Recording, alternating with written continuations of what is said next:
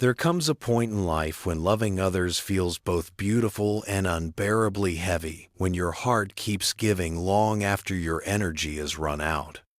You care deeply, yet somehow end up hurting quietly in the background. If you've ever wondered why compassion feels draining, or why kindness sometimes leaves you empty, please know this: love was never meant to exhaust you. The Buddha taught a different kind of compassion, one that flows gently, without clinging, without fear, without pain. Tonight, let me walk beside you as we explore how to love with freedom, give without losing yourself, and hold others without breaking your own heart. 1.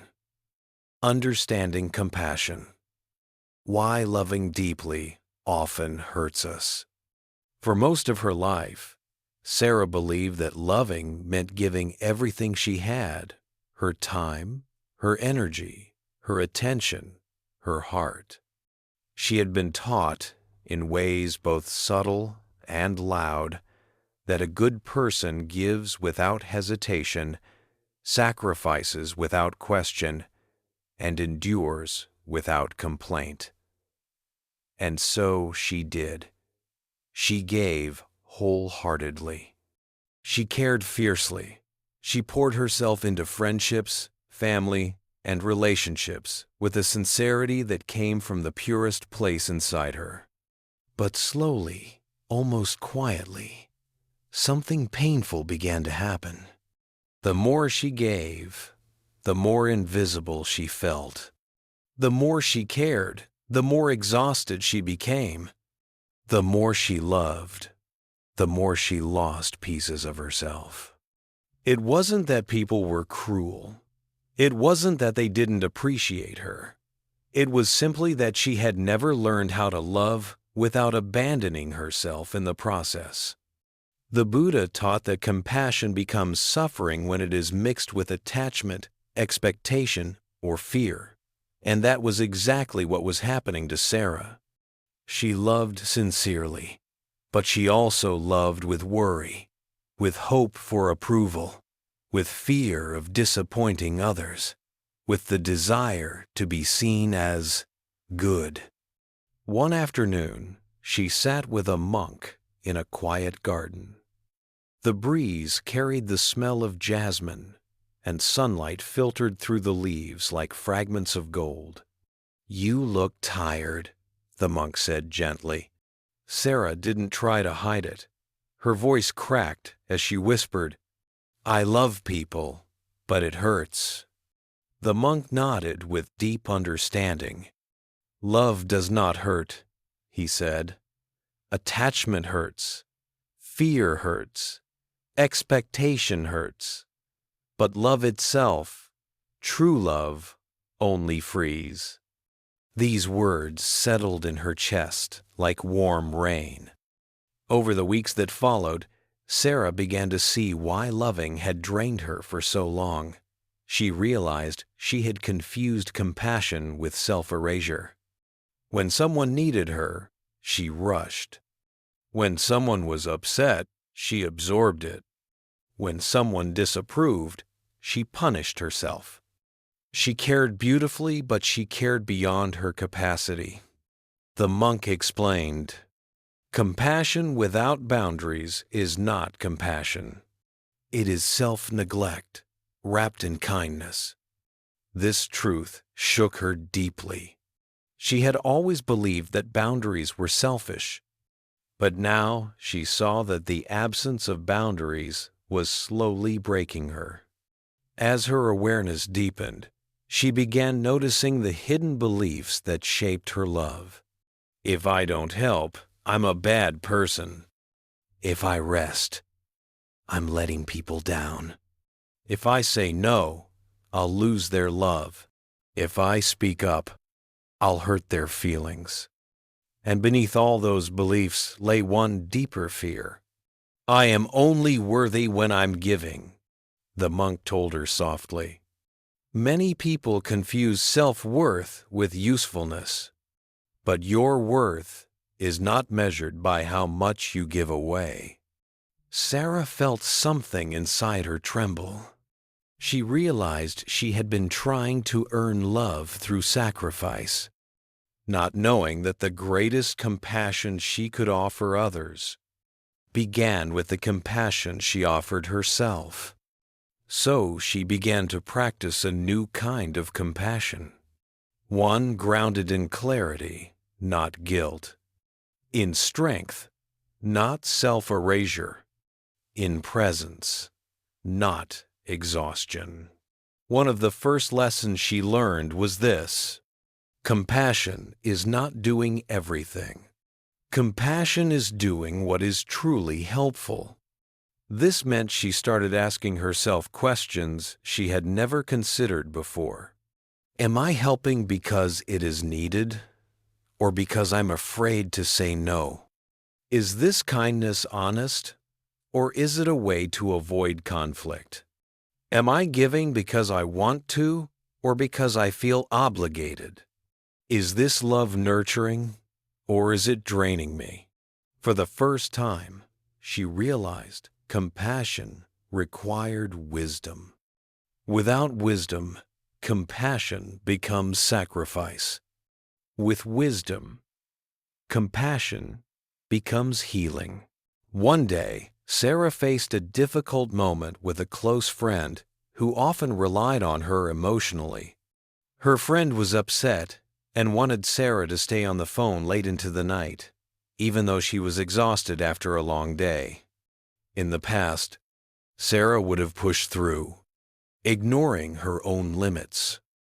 But that night, she placed a hand on her heart and whispered, "It's okay to care for yourself, too." She told her friend gently, "I'm here for you, but I'm very tired. Can we talk tomorrow morning when I can be fully present?" To her surprise, her friend said, "Of course. Thank you for being honest." Sarah hung up the phone and cried not from shame, but from relief. She had given compassion without betraying herself.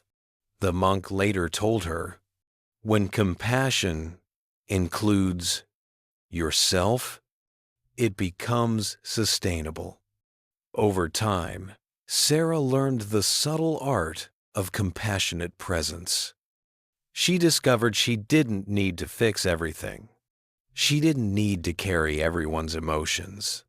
She didn't need to hold the world on her shoulders. She learned how to listen without absorbing, how to help without losing herself, how to love without clinging, how to care without collapsing. She realized that the most powerful compassion is quiet, steady, and rooted, like a tree that offers shade without uprooting itself for anyone. The monk explained, "A compassionate heart is soft, but a compassionate mind is strong. You need both." This became her guiding light. As Sarah's understanding deepened, she discovered something extraordinary. Compassion was not about giving more. It was about giving more truthfully. When she acted from guilt, she felt drained. When she acted from fear, she felt resentful. When she acted from pressure, she felt empty. But when she acted from genuine care, rooted in wisdom and self-respect, her compassion felt warm, steady, effortless. She learned that real compassion flows naturally, when your cup is full, and slowly, she understood the essence of the Buddha's teaching. Love without attachment, care without losing yourself, give without abandoning your own heart. Sarah's love did not shrink. It became purer. It became softer. It became free. 2. Loving without attachment, the art of holding lightly and caring deeply. As Sarah continued her journey, she learned one of the most profound teachings the Buddha ever offered. True compassion is spacious. It does not cling. It does not grasp. It does not insist on outcomes. It does not bind the heart to expectations.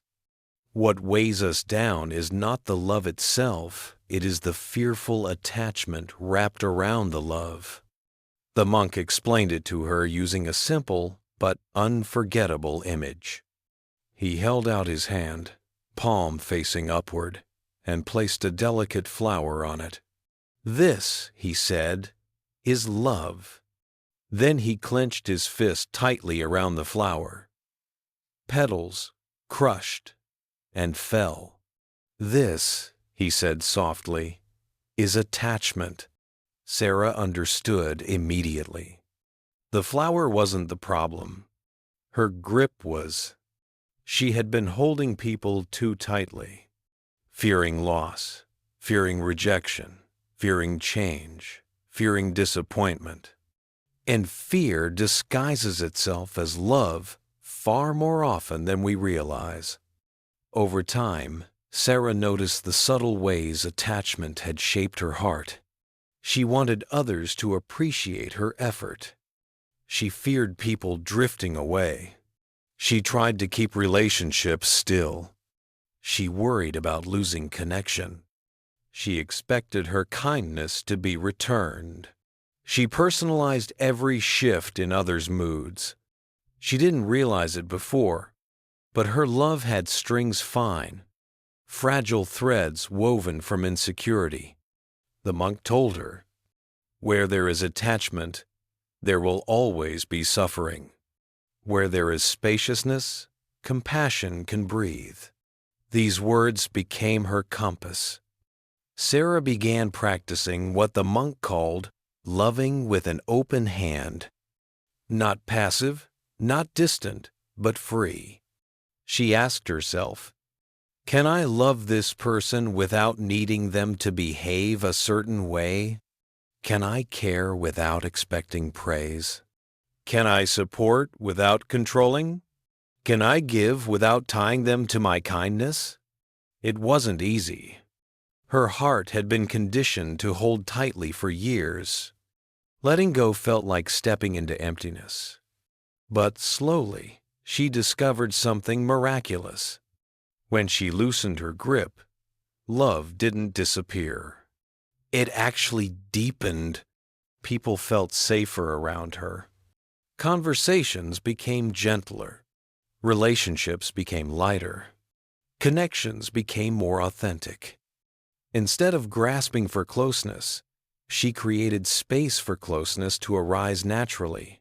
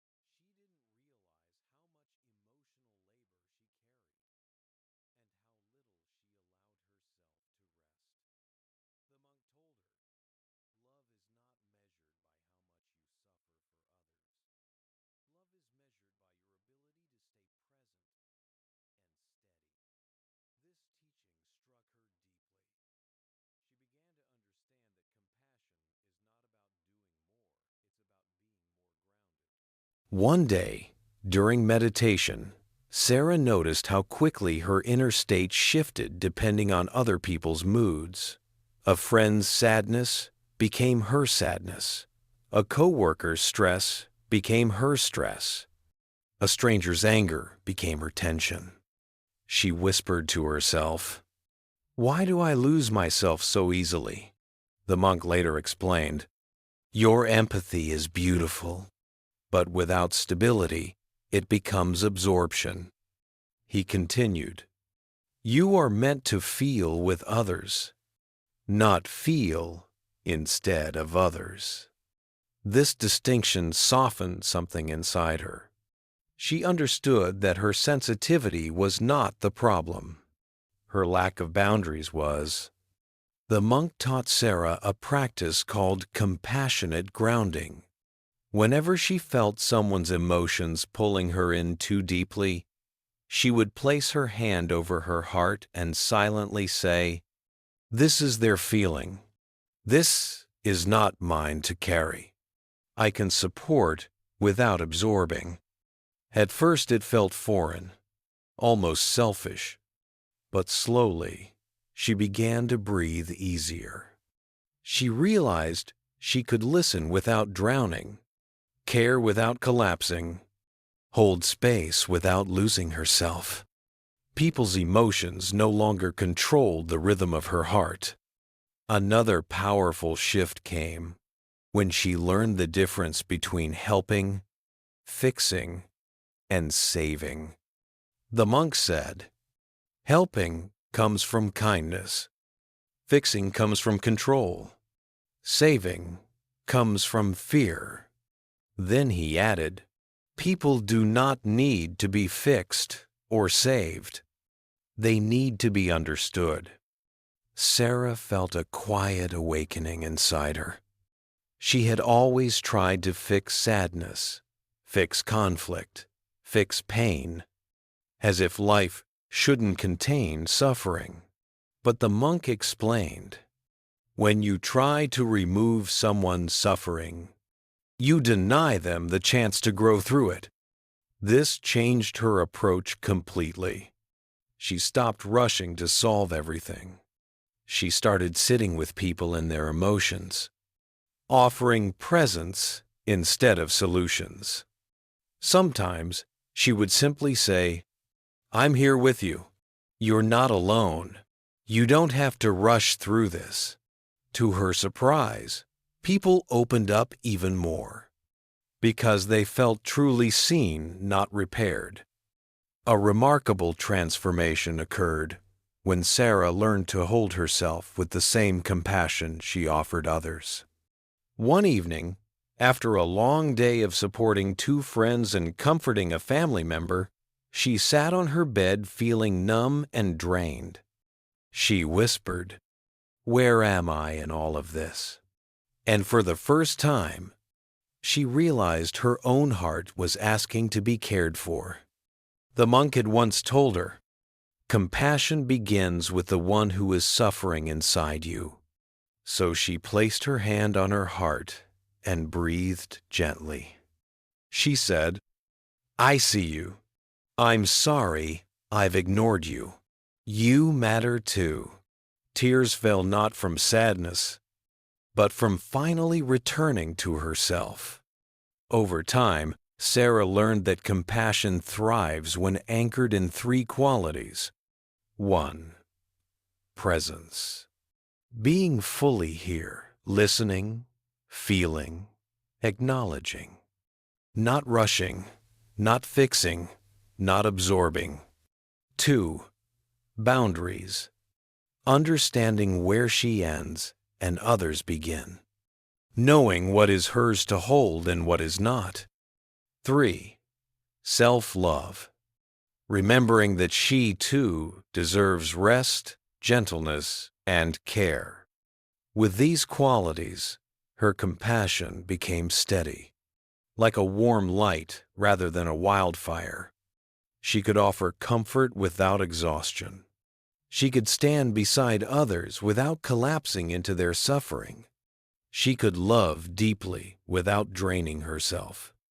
One of her greatest realizations came during a quiet evening under the fading sunset. She wrote in her journal, "I finally understand. Compassion isn't a weight. I was the one carrying it like a burden. Now it feels like a soft flame inside me, warm but never burning." She understood at last.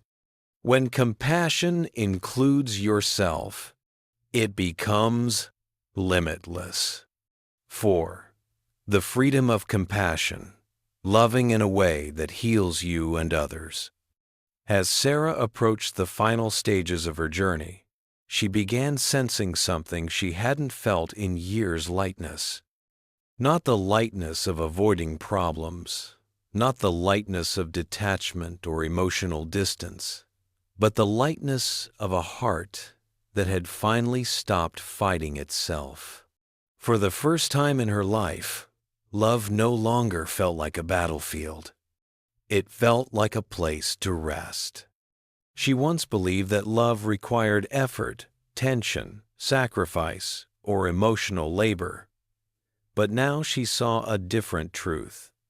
True compassion is not hard work. True compassion is natural. It is the state of a heart no longer burdened by fear. The monk explained it through a simple metaphor. A candle does not try to shine. It simply shines. Compassion is the same. This image stayed with her. However, embracing this form of compassion didn't mean becoming passive or indifferent. It didn't mean pulling away or becoming emotionally numb.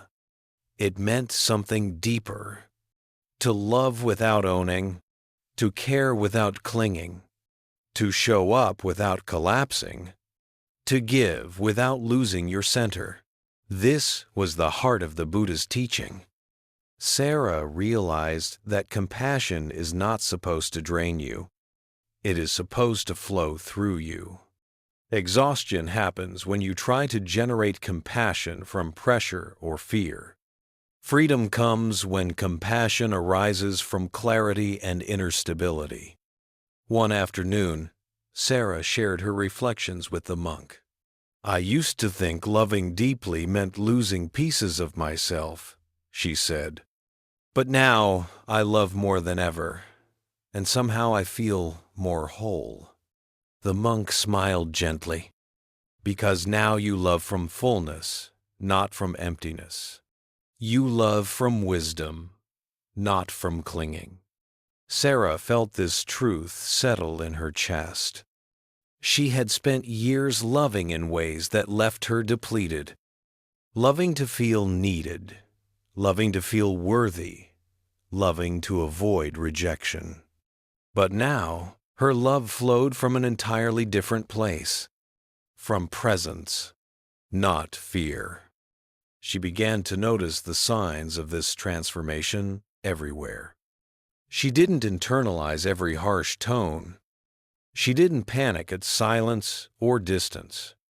She didn't assume responsibility for every problem. She didn't feel guilty for resting. She didn't apologize for having limits. She didn't feel afraid to speak honestly. Instead, she experienced a new kind of emotional freedom.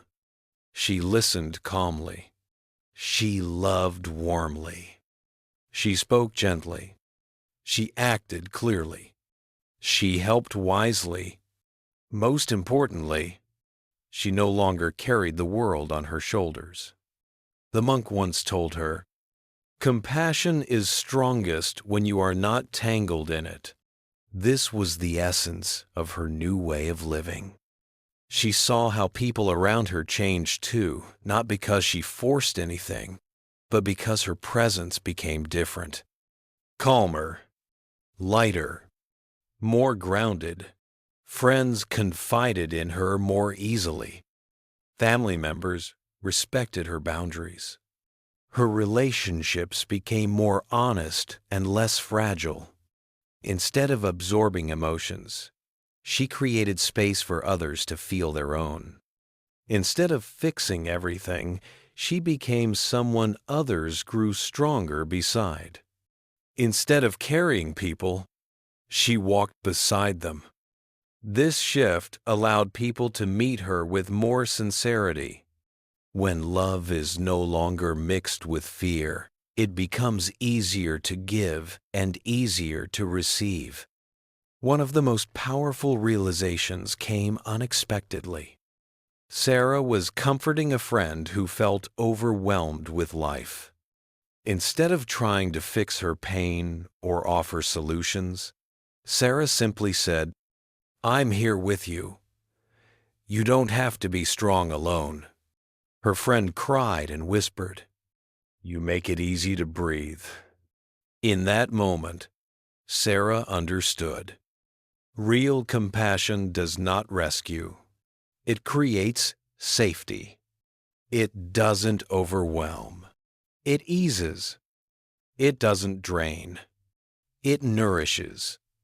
It doesn't bind. It frees. She had finally learned the essence of what the Buddha meant.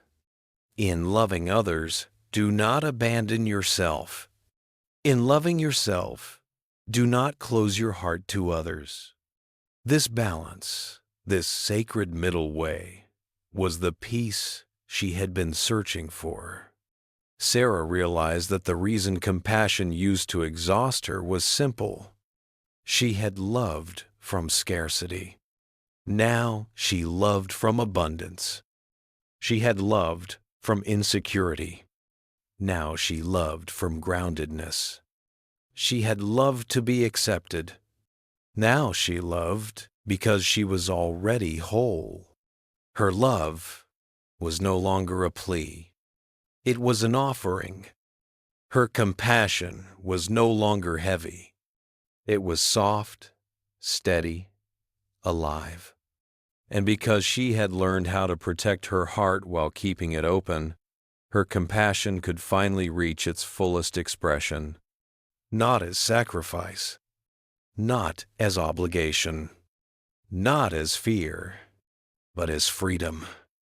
In the end, Sarah's journey teaches us something both simple and profoundly transformative.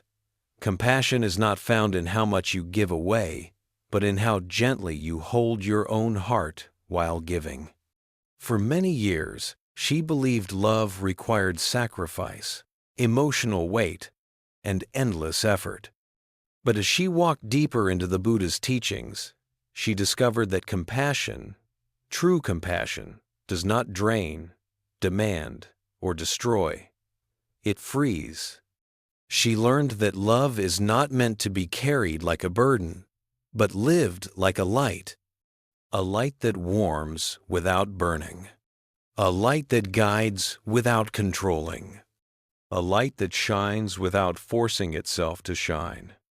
Through presence, boundaries, and self-respect, she found a way to care for others without losing herself. She realized that compassion without wisdom becomes exhaustion, but compassion with wisdom becomes liberation. And that is the essence of the Buddha's path: to love fully, yet hold lightly; to give deeply, yet stay whole; to open the heart without abandoning it. Sarah also learned a beautiful truth many of us forget. You do not have to suffer to prove your goodness. You do not have to break to show your love. You do not have to lose yourself to keep others close. When she loved with fear, her heart felt heavy. When she loved with attachment, she felt trapped. But when she loved with spaciousness, everything changed. Her heart became soft but strong, open but grounded, warm but steady.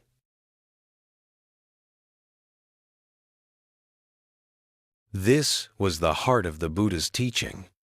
Sarah realized that compassion is not supposed to drain you. It is supposed to flow through you. Exhaustion happens when you try to generate compassion from pressure or fear. Freedom comes when compassion arises from clarity and inner stability. One afternoon, Sarah shared her reflections with the monk. "I used to think loving deeply meant losing pieces of myself," she said. "But now I love more than ever, and somehow I feel more whole." The monk smiled gently. "Because now you love from fullness, not from emptiness. You love from wisdom, not from clinging." Sarah felt this truth settle in her chest. She had spent years loving in ways that left her depleted, loving to feel needed, loving to feel worthy, loving to avoid rejection. But now, her love flowed from an entirely different place, from presence, not fear. She began to notice the signs of this transformation everywhere. She didn't internalize every harsh tone. She didn't panic at silence or distance. She didn't assume responsibility for every problem. She didn't feel guilty for resting. She didn't apologize for having limits. She didn't feel afraid to speak honestly. Instead, she experienced a new kind of emotional freedom. She listened calmly. She loved warmly. She spoke gently. She acted clearly. She helped wisely. Most importantly, she no longer carried the world on her shoulders. The monk once told her, "Compassion is strongest when you are not tangled in it." This was the essence of her new way of living. She saw how people around her changed too, not because she forced anything, but because her presence became different. Calmer, lighter, more grounded. Friends confided in her more easily. Family members respected her boundaries. Her relationships became more honest and less fragile. Instead of absorbing emotions, she created space for others to feel their own. Instead of fixing everything, she became someone others grew stronger beside. Instead of carrying people, she walked beside them. This shift allowed people to meet her with more sincerity. When love is no longer mixed with fear, it becomes easier to give and easier to receive. One of the most powerful realizations came unexpectedly. Sarah was comforting a friend who felt overwhelmed with life. Instead of trying to fix her pain or offer solutions, Sarah simply said, "I'm here with you. You don't have to be strong alone." Her friend cried and whispered, "You make it easy to breathe." In that moment, Sarah understood. Real compassion does not rescue. It creates safety. It doesn't overwhelm. It eases. It doesn't drain. It nourishes. It doesn't bind. It frees. She had finally learned the essence of what the Buddha meant. In loving others, do not abandon yourself. In loving yourself, do not close your heart to others. This balance, this sacred middle way, was the peace she had been searching for. Sarah realized that the reason compassion used to exhaust her was simple. She had loved from scarcity. Now she loved from abundance. She had loved from insecurity. Now she loved from groundedness. She had loved to be accepted. Now she loved because she was already whole. Her love was no longer a plea. It was an offering. Her compassion was no longer heavy. It was soft, steady, alive. And because she had learned how to protect her heart while keeping it open, her compassion could finally reach its fullest expression, not as sacrifice, not as obligation, not as fear, but as freedom. In the end, Sarah's journey teaches us something both simple and profoundly transformative. Compassion is not found in how much you give away, but in how gently you hold your own heart while giving. For many years, she believed love required sacrifice, emotional weight, and endless effort. But as she walked deeper into the Buddha's teachings, she discovered that compassion, true compassion, does not drain, demand, or destroy. It frees. She learned that love is not meant to be carried like a burden, but lived like a light that warms without burning, a light that guides without controlling, a light that shines without forcing itself to shine. Through presence, boundaries, and self-respect, she found a way to care for others without losing herself. She realized that compassion without wisdom becomes exhaustion, but compassion with wisdom becomes liberation. And that is the essence of the Buddha's path: to love fully, yet hold lightly; to give deeply, yet stay whole; to open the heart without abandoning it. Sarah also learned a beautiful truth many of us forget. You do not have to suffer to prove your goodness. You do not have to break to show your love. You do not have to lose yourself to keep others close. When she loved with fear, her heart felt heavy. When she loved with attachment, she felt trapped. But when she loved with spaciousness, everything changed. Her heart became soft but strong, open but grounded, warm but steady. And from that place, compassion flowed naturally, effortlessly, like a river that no longer fights the stones but moves gracefully around them. So, if your heart has been tired from caring too much or aching from giving too deeply, remember Sarah's journey. Remember that love never asks you to disappear. Compassion never demands that you bleed. Your heart deserves the same tenderness you give so freely to others. And when you honor yourself with that tenderness, your love becomes limitless. Not because you push harder, but because you finally stop pushing at all. This is the kind of compassion the Buddha spoke of. A compassion that frees you, strengthens you, and gently, quietly, brings peace to everyone around you. If you're here right now, maybe life has been heavier than usual. Maybe you've been carrying more than your heart was ever meant to hold. And even though you keep trying to be strong, a quiet part of you is tired. Tired of pretending. Tired of pushing. Tired of holding everything together alone. I want you to know, you don't have to do this by yourself. In this moment, let me walk with you, gently, back toward the peace you've forgotten, but never lost. Together, we'll soften the weight inside you and return to the calm that has always lived beneath your tiredness. 1. Recognizing the weight you carry. Understanding exhaustion with compassion. Before true healing can begin, Sarah first had to understand what exhaustion really was.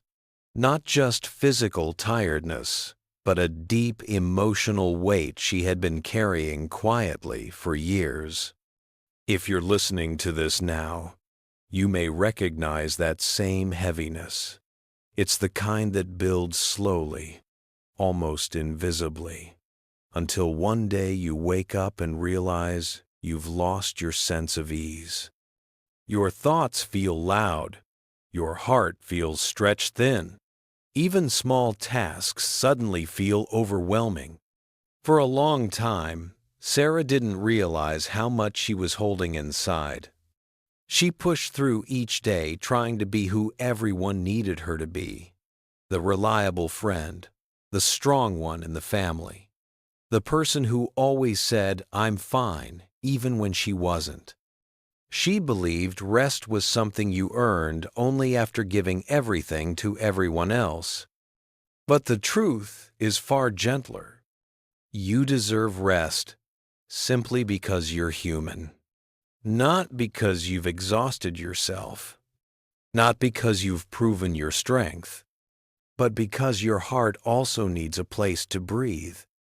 One morning, when her stress had reached a breaking point, Sarah visited a quiet temple at the edge of town. She didn't have a plan. She just knew she needed a place where she could sit without expectations, without noise, without the need to explain herself. She wanted, for once, to stop holding everything together. An elderly monk saw her sitting alone on a stone bench beneath the Bodhi tree. He approached slowly, his footsteps soft on the earth. "You look tired," he said gently, not as a judgment, but as an act of care. Sarah felt tears rise instantly. No one had said those words to her without criticism. No one had acknowledged her exhaustion without adding pressure. But in the monk's voice, she heard something rare. Permission. Permission to stop pretending. Permission to feel what was real. Permission to simply rest. She whispered, "I'm so tired, and I don't even know why."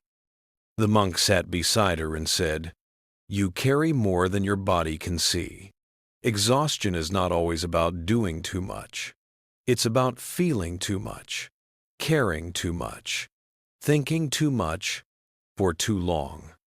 His words opened something inside her.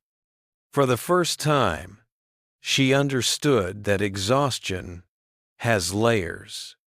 The exhaustion of the mind, from overthinking, worrying, replaying conversations. The exhaustion of the heart from caring deeply, even when no one notices. The exhaustion of responsibility from trying to be strong for everyone. The exhaustion of pretending from acting okay while falling apart inside. The monk continued, "Your heart is tired because it has been protecting you for too long without help."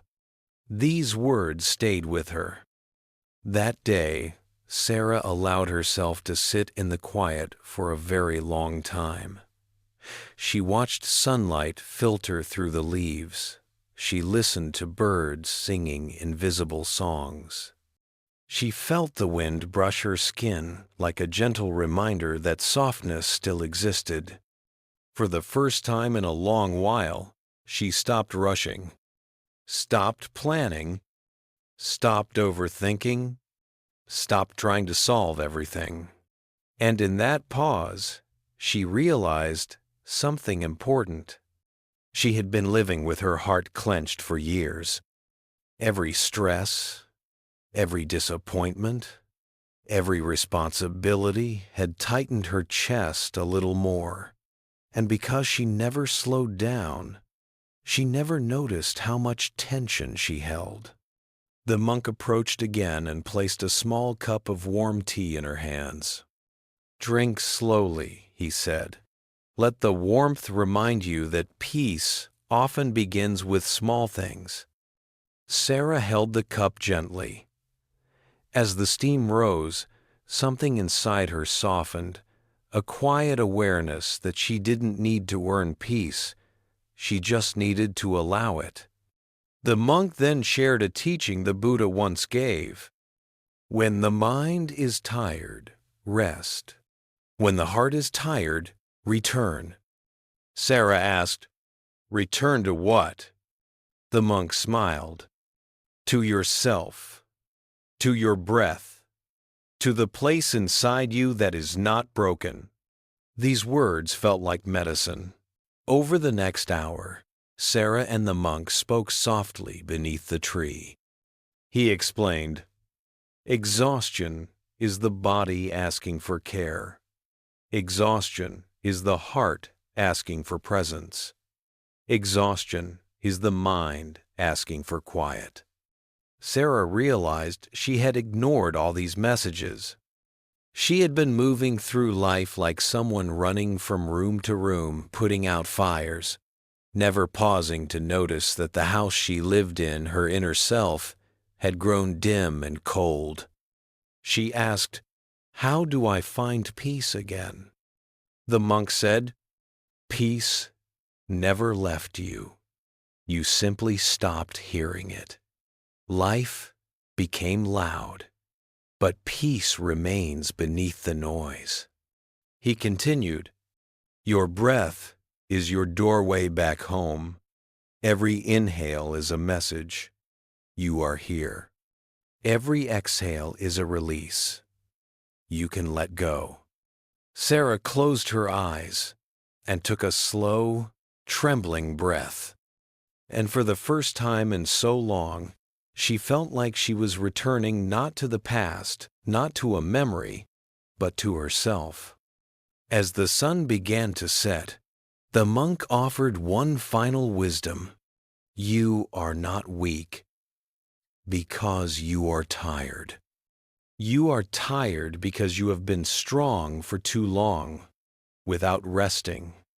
Sarah felt seen completely, deeply seen. And that was the beginning of her healing. Not fixing everything, not forcing anything, but being honest about her own tiredness and allowing herself to rest. 2. Returning to yourself. Relearning how to rest, breathe, and be. The next time Sarah returned to the temple, she carried a question inside her heart, one she hadn't been able to shake. How do I actually rest? I don't even know how to slow down anymore. This is a question many people carry without saying out loud. It is the question of someone who has lived too long in survival mode. Most people think rest means lying down, sleeping, or taking a break. But the monk gently explained something deeper. True rest is not what you do with your body. True rest is what you allow within your mind. He invited her to sit beside him by a small pond behind the temple. The water was still, reflecting the sky like a soft mirror. Dragonflies hovered above the surface, sunlight catching on their wings. Look at the water, the monk said. When it's stirred, it cannot reflect anything clearly. But when it becomes still, it reflects the entire sky. He turned to her, his voice soft. Your mind is the same. You don't need to force clarity. You need to stop stirring. Sarah realized that all her life, she had been stirring the water. With worry, with fear, with pressure, with the habit of keeping herself busy so she didn't have to feel what hurt. Resting wasn't the problem. Facing herself was. The monk asked her a simple question. What is the first thing you do in the morning? Sarah sighed. Check my phone. Messages, emails, things I need to fix. And the first thing you feel? Pressure, she admitted. I start the day already stressed. The monk nodded. When you wake up, your mind is a blank page. But you fill it instantly with noise. Before you let the world in, let yourself in first. Then he taught her a practice, a simple, compassionate way to return to herself each morning. He called it the 3 soft moments. 1. Soft breath. The first breath of the day must not be rushed. A deep inhale tells the body, you are safe. A slow exhale tells the heart, you can let go. 2. Soft awareness. Before rising, ask gently, what does my heart need this morning? Not what your job needs. not what others need. What your heart needs. 3. Soft beginning. Move slowly for the first 5 minutes. Let your body remember gentleness. Let your mind ease into the day instead of crashing into it. Sarah practiced these steps the next morning, and something subtle shifted. For the first time in years, she didn't wake up already running. She felt space inside her chest just a little, but enough. She whispered to herself, "I'm here, and I matter." It was a beginning. But rest was more than mornings. It was an entire way of returning to the body she had ignored, the breath she had quieted, and the emotions she had pushed away. One afternoon, Sarah told the monk, "Every time I sit still, my mind starts racing. I can't stop thinking." The monk smiled kindly. "Because you are meeting the parts of you that have been waiting. When the mind becomes quiet, everything you have avoided comes forward. That is not failure. That is healing." He continued, "Peace is not the absence of thoughts. Peace is the ability to sit with yourself without running." Sarah realized that she had never actually rested. She had only paused long enough to feel anxious, then escaped back into activity. So the monk guided her through another practice, this one more intimate, the practice of returning. Sit quietly. Place a hand over your heart and ask 3 gentle questions. What am I feeling? What do I need? What can I release? These questions felt strange at first, almost embarrassing.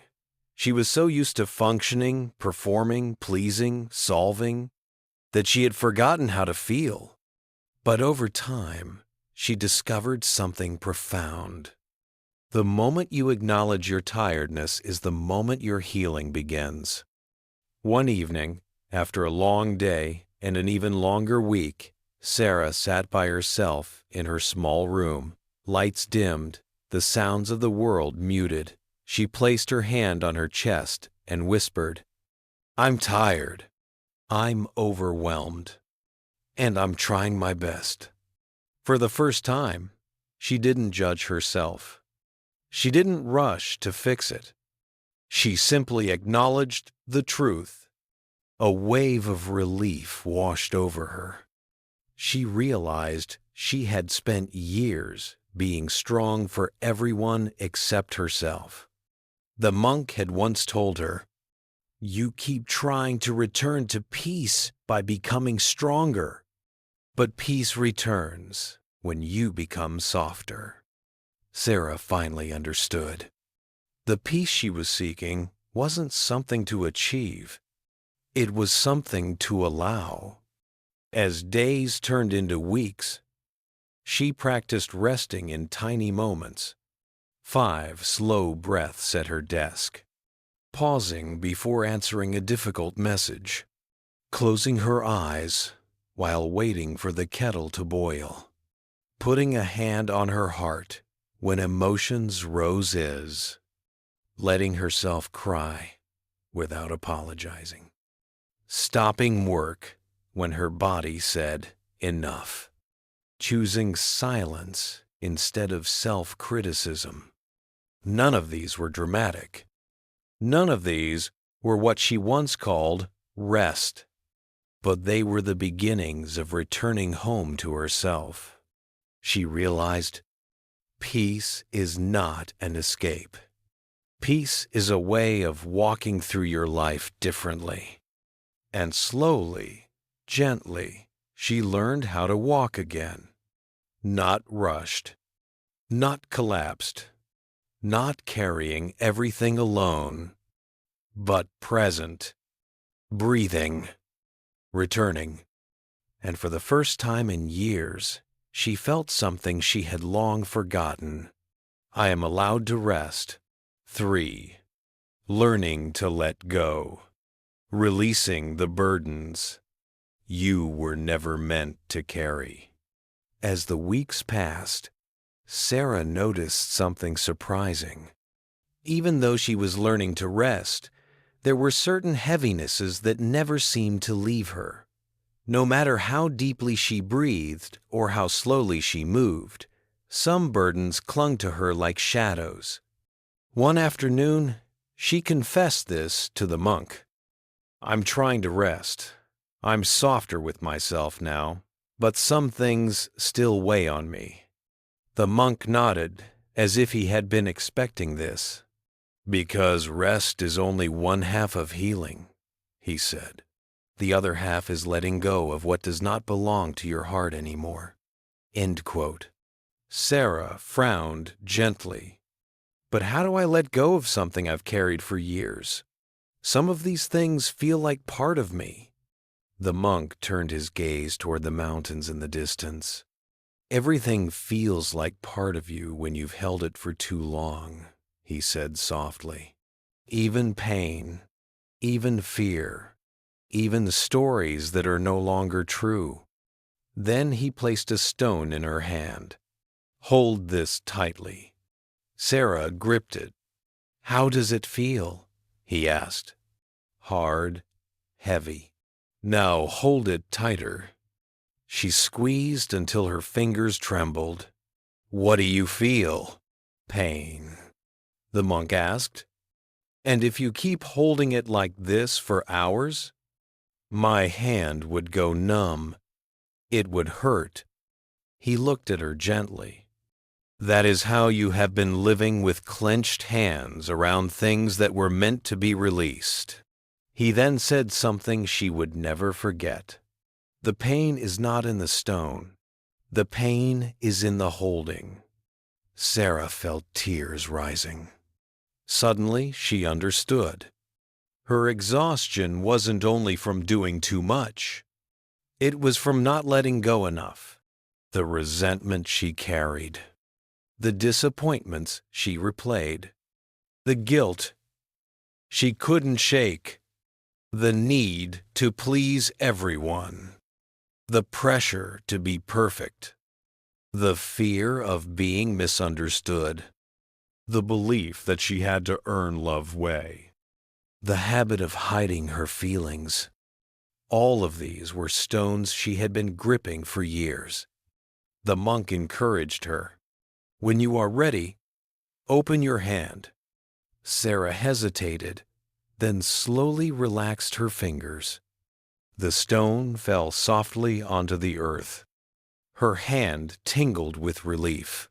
"That," the monk said, "is letting go. Not forcing, not fighting, just opening your hand." They sat together in silence.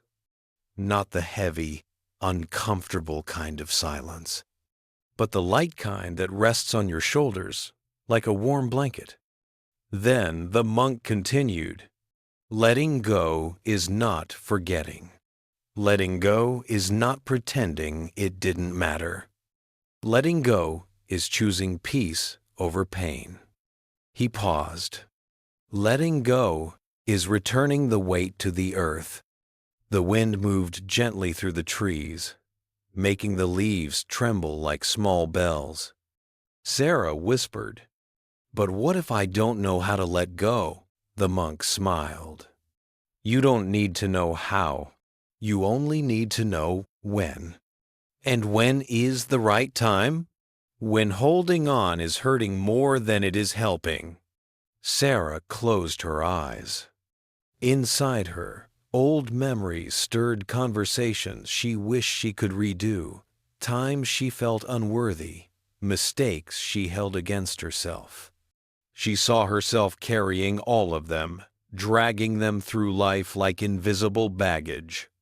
The monk spoke again. "The heart is like a room. If you keep filling it with the past, there is no space for peace to enter."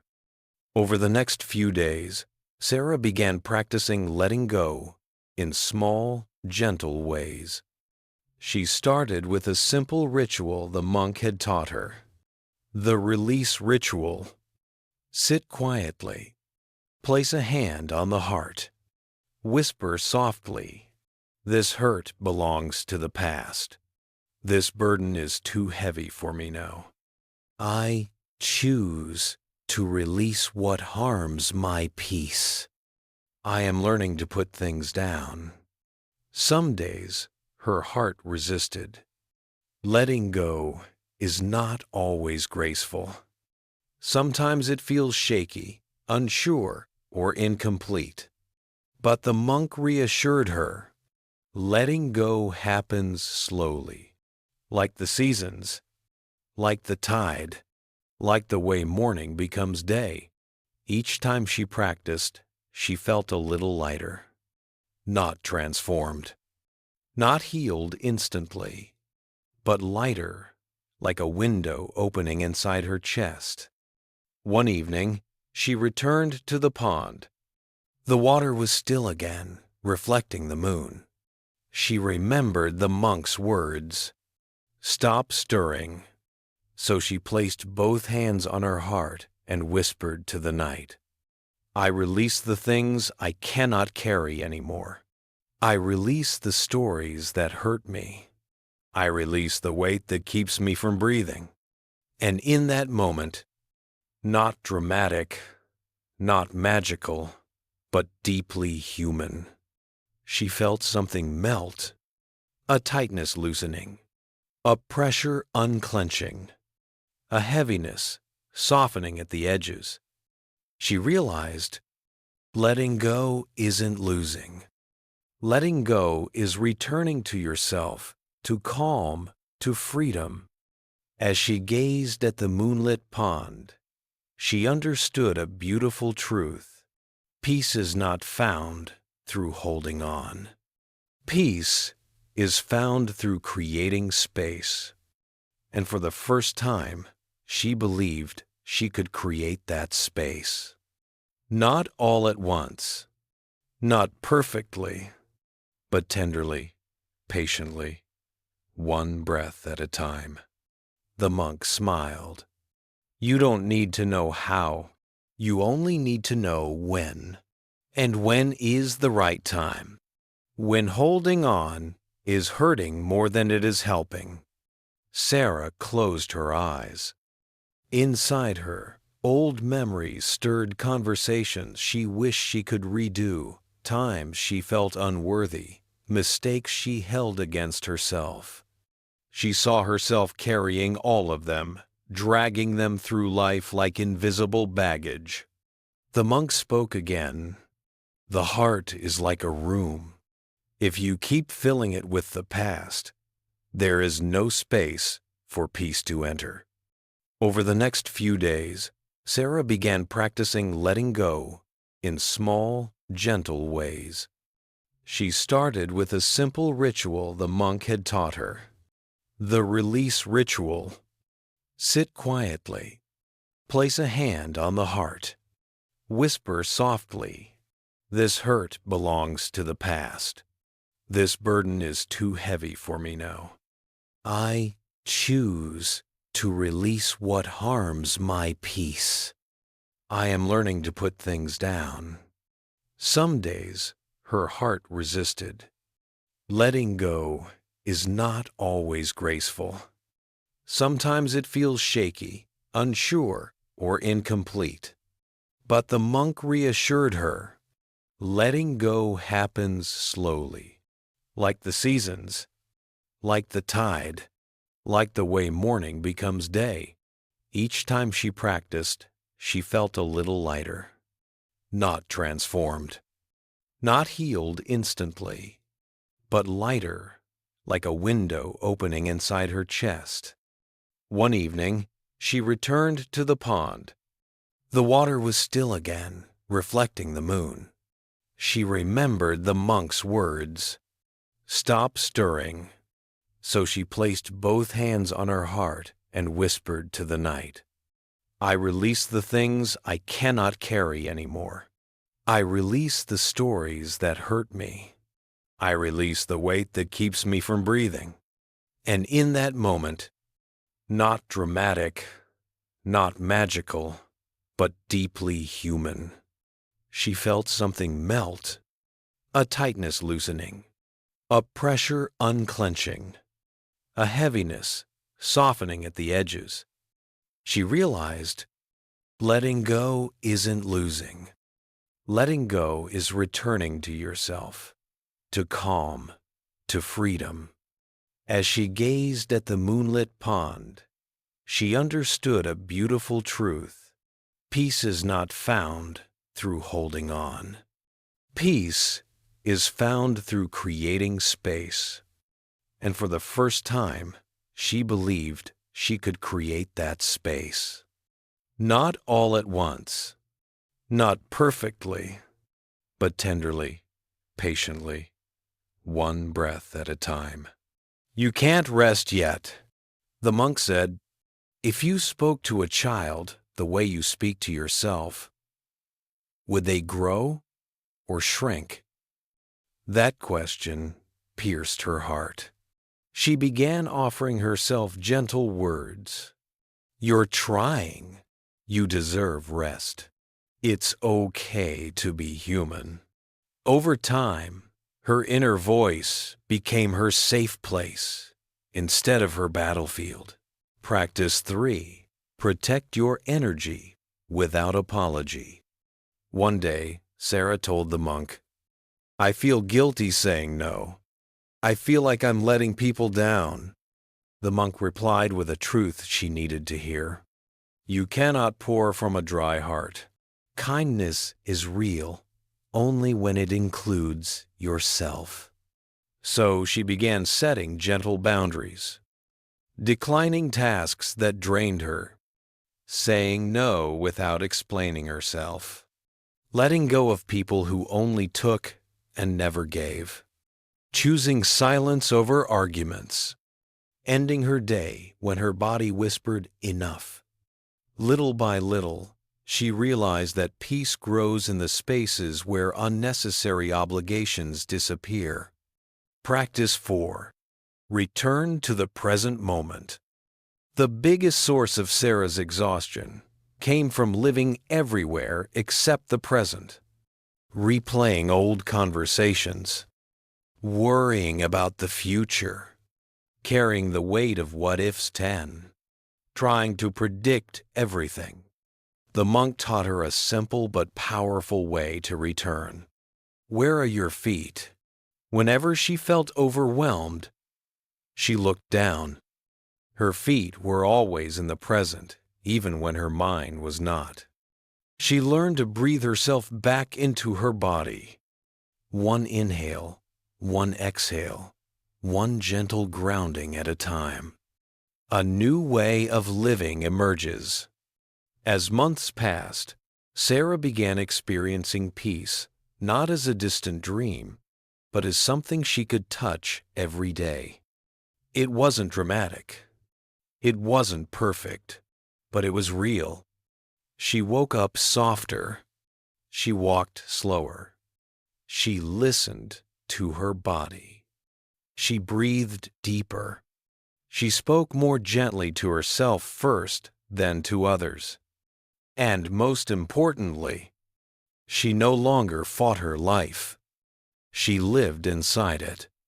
One evening, while watching the sunset spill golden light across the temple grounds, she told the monk, I'm not the same person I was when I came here. I feel lighter. The monk nodded. You are not lighter because life changed. You are lighter because you changed how you carry it.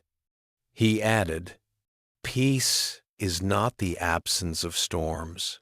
Peace is learning to stand in the rain without drowning.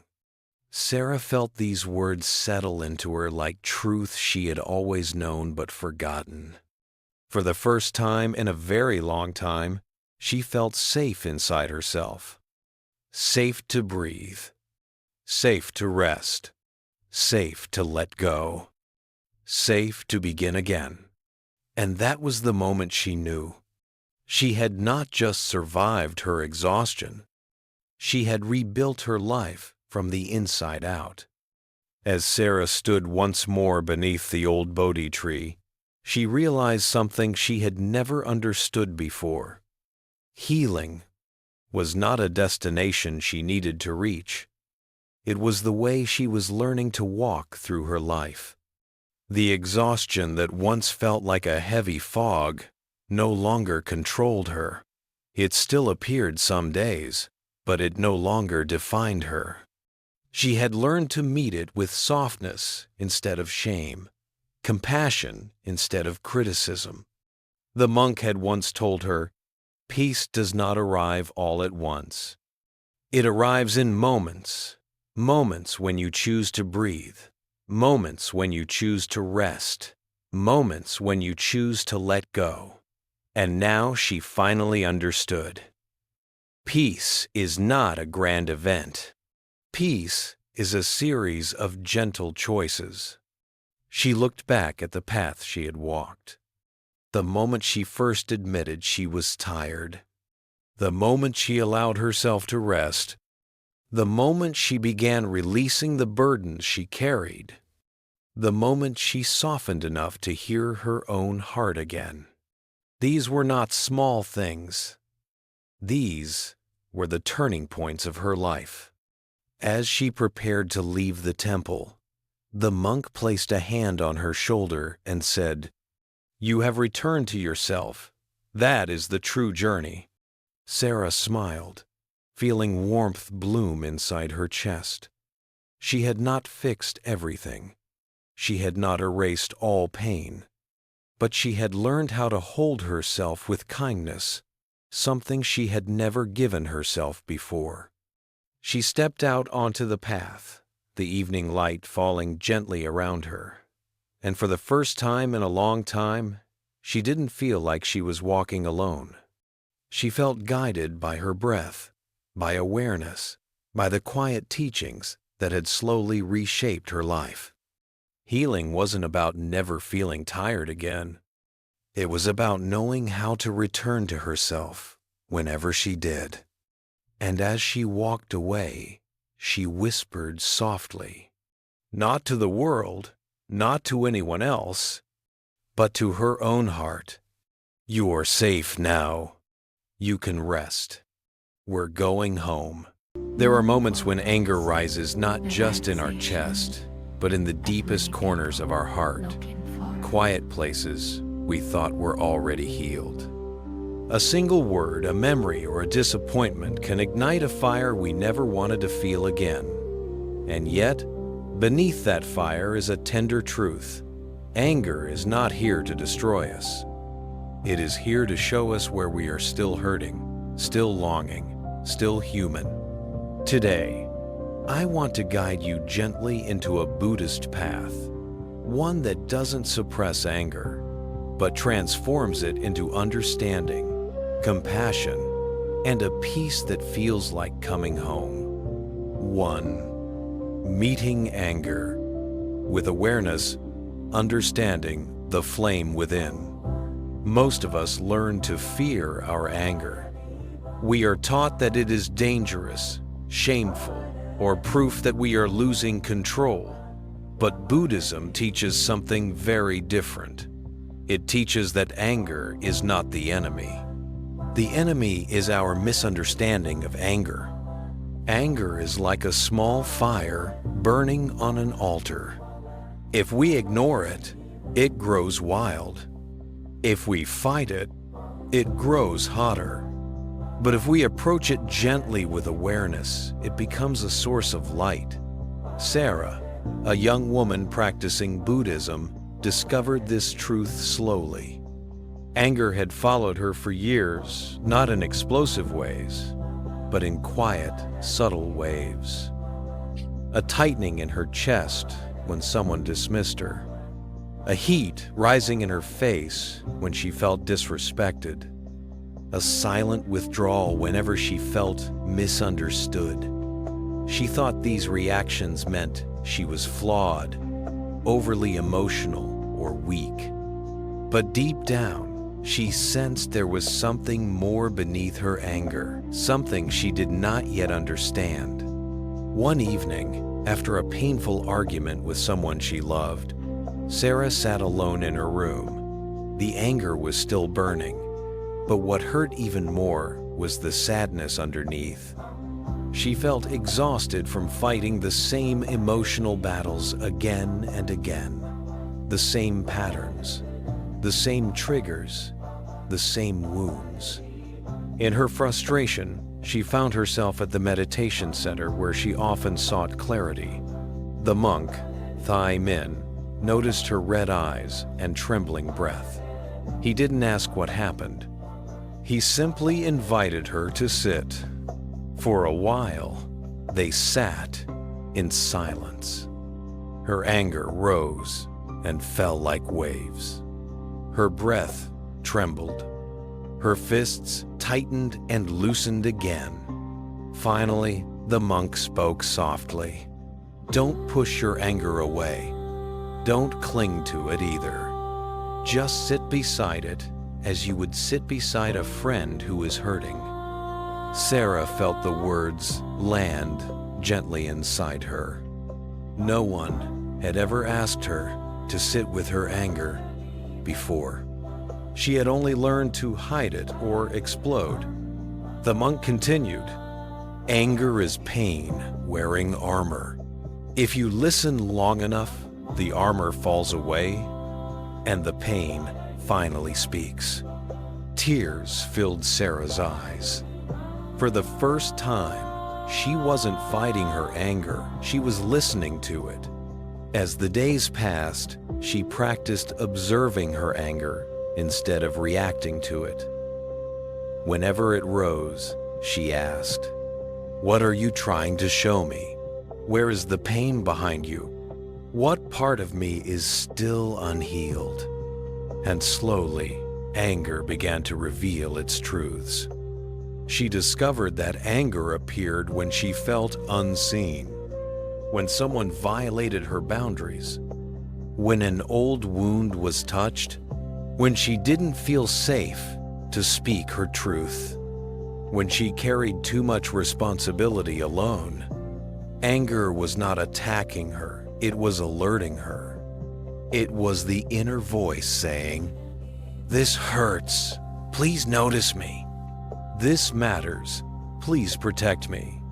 This wound is still open, please heal me." Once she saw anger as a messenger instead of a monster, everything changed. One day, Sarah told the monk, "It feels like my anger wants to protect me." He smiled warmly. "Yes," he said, "just like fire protects us from cold, anger protects us from being harmed. But when fire grows too big, it harms everything around it, even the one it tries to warm." "Then, what should I do?" she asked. The monk replied, "Transform the fire. Turn anger into understanding. Turn heat into light." And this became Sarah's practice. She learned that anger always came with heat. Heat in the face, heat in the breath, heat in the mind. Instead of fanning the flames with more thoughts, she cooled it with presence.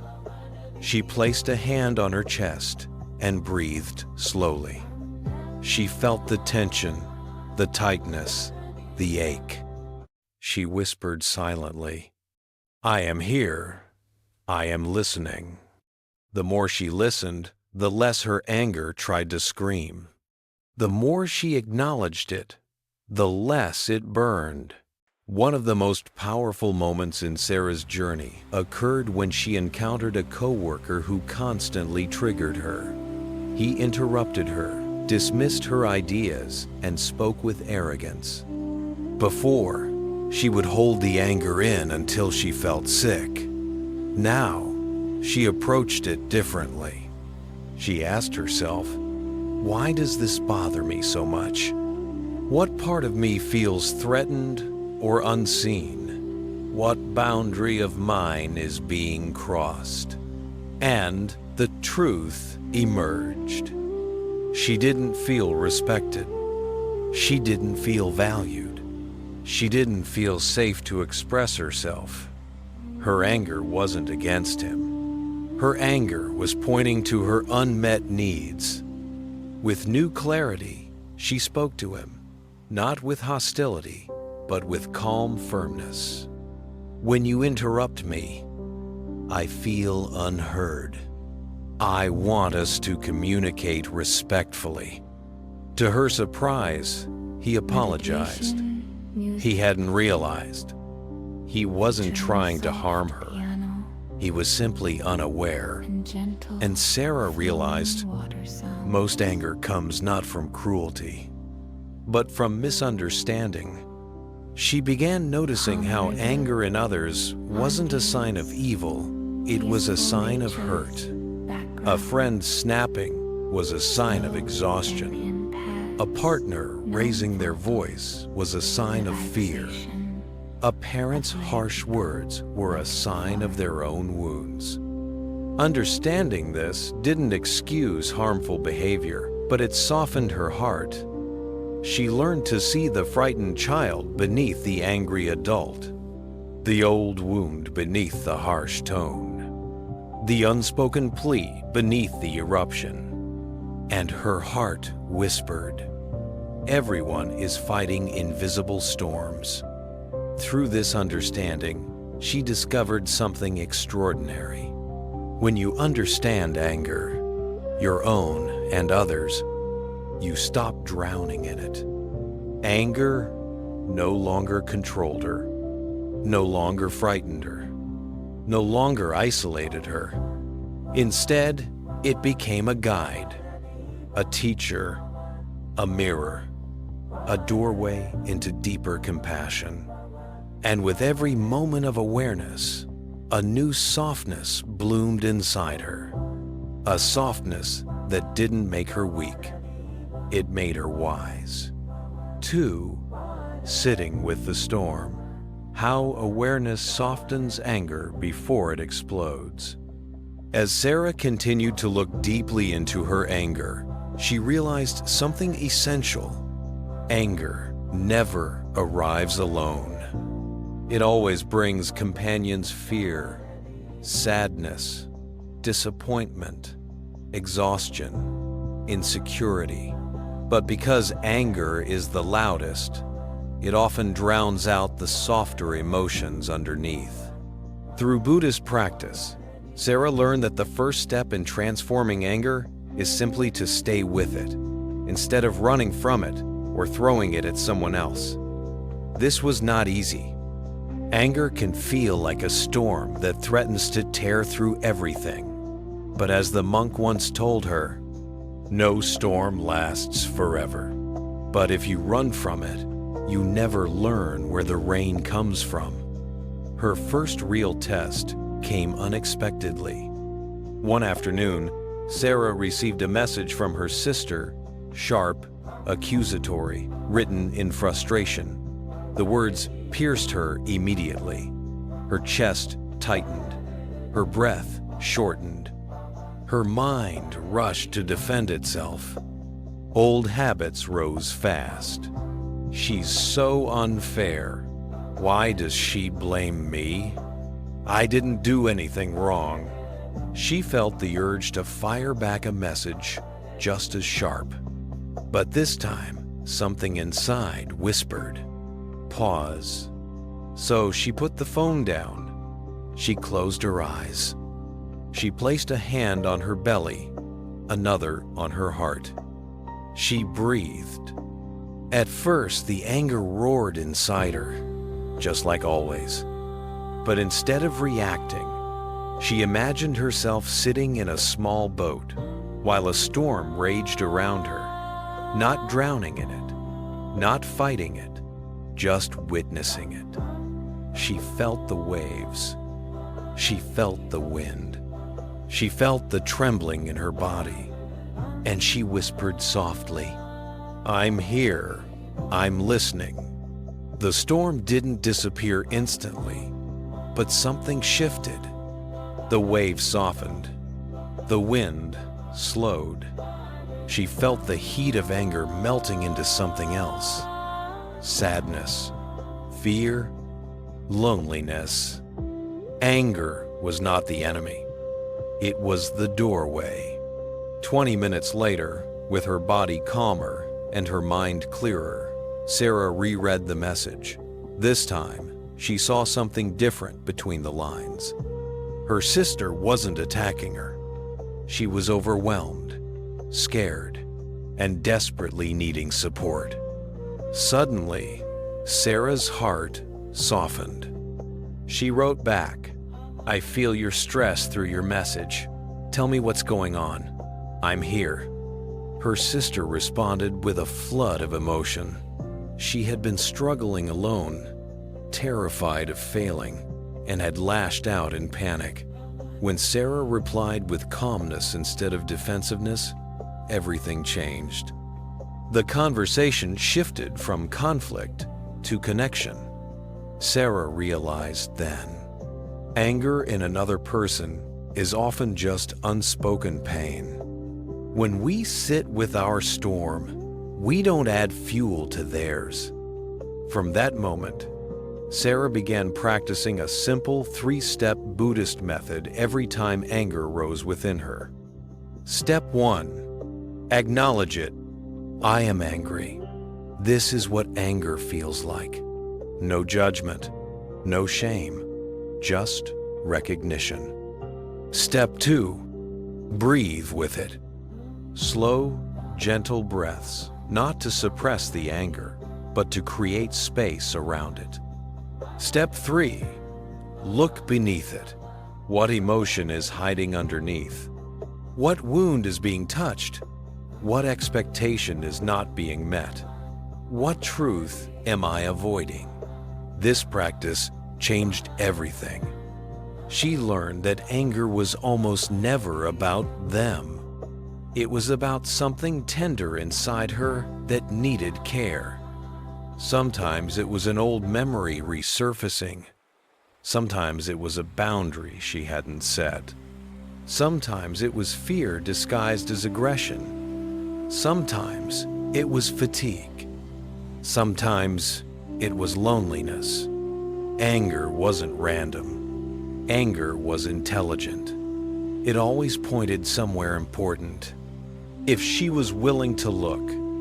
One evening, during a meditation retreat, the monk guided everyone through a visualization practice. Imagine your anger as a child, small, trembling, frightened. Would you scream at that child? Or would you kneel down, open your arms, and say, "Come here, I'll hold you"? Tears streamed down Sarah's face. She suddenly saw her anger as the version of herself who had been hurt many years ago. The child who felt ignored, the teenager who felt misunderstood, the adult who never felt quite enough. How could she hate her anger when it came from the most vulnerable part of her? From that day forward, whenever anger arose, she whispered, "Little one, I see you. Come rest here." And the anger softened. Not because she suppressed it, but because she finally understood it. Her transformation didn't mean she stopped feeling anger. It meant she stopped being controlled by it. A rude driver cut her off. She breathed. A coworker snapped. She listened deeper. A friend disappointed her. She explored the wound underneath. Her practice gave her something she never had before. Choice. The choice to pause. The choice to listen. The choice to understand. The choice to respond instead of react.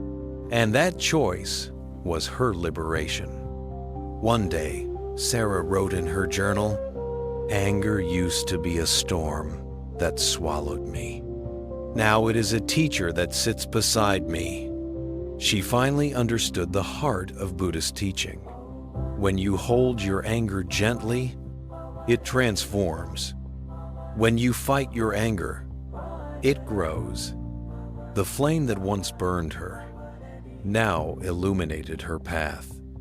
And in that light, she discovered a deeper truth. Understanding heals us. Compassion frees us. And every time we sit with our anger, we become a little more whole. 2-3. Transforming anger into understanding. The path from reaction to compassion. As Sarah continued exploring the landscape of her emotions, she learned an important truth. Anger doesn't disappear by force, it dissolves through understanding. The more deeply she looked into her anger, the more she realized it was never random. It always arose for a reason. Every flare of irritation, every tightening in her chest, every sharp word that wanted to rise, there was always a story beneath it. One morning, during a Dharma class, the monk explained, "Anger is like smoke. If you follow it with mindfulness, you will find the fire. And at the base of the fire, you will find someone who is hurting." Sarah felt those words settle into her, like a stone sinking gently into a riverbed. Suddenly, anger didn't feel like a monster she needed to defeat. It felt like a message she needed to decode. The monk then guided the group through a reflection. Think of a moment you were angry. Now look beneath the anger. What did you really feel? People began sharing. I felt ignored. I felt misunderstood. I felt scared. I felt unloved. I felt pressured. Sarah whispered to herself, I felt alone. That single realization changed her entire relationship with anger. Later that week, Sarah met her friend Mia for tea. Mia arrived late and seemed distracted, barely listening, scrolling through her phone. Sarah felt irritation, rising heat in the face, tension in the jaw. She wanted to say, "Are you even present? Why did you invite me if you won't talk?"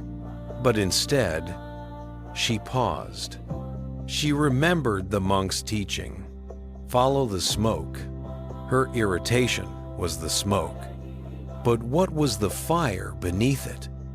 As she breathed, the truth surfaced. She missed her friend. She wanted connection. She felt unimportant. She was afraid Mia didn't value their friendship like before. It wasn't anger. It was longing. And longing is something tender. Instead of reacting, Sarah gently touched Mia's wrist and said, "I miss talking to you. Everything okay today?" Mia looked up, startled. Her eyes softened. She put her phone down with a sigh. "Sorry, I've been overwhelmed. I didn't mean to ignore you." Just like that, tension dissolved. Connection returned, and Sarah realized, when I speak from anger, I create distance. When I speak from truth, I create closeness. From that day forward, looking beneath anger became her practice. Whenever anger flared, she asked, "What is this trying to protect? What is this trying to express? What is this trying to transform?" Very often, the answer was not hatred. It was hurt. It was fatigue. It was fear of being abandoned. It was shame. It was insecurity. It was the need to be understood. Anger was not a wall. It was a doorway into her deepest self. As her awareness deepened, she noticed something even more profound. Anger in others also pointed to pain. Her partner's irritation was not disrespect, it was exhaustion from work. Her father's stern tone was not rejection, it was fear of not knowing how to show love. A stranger's rude comment was not cruelty, it was their own stress spilling over.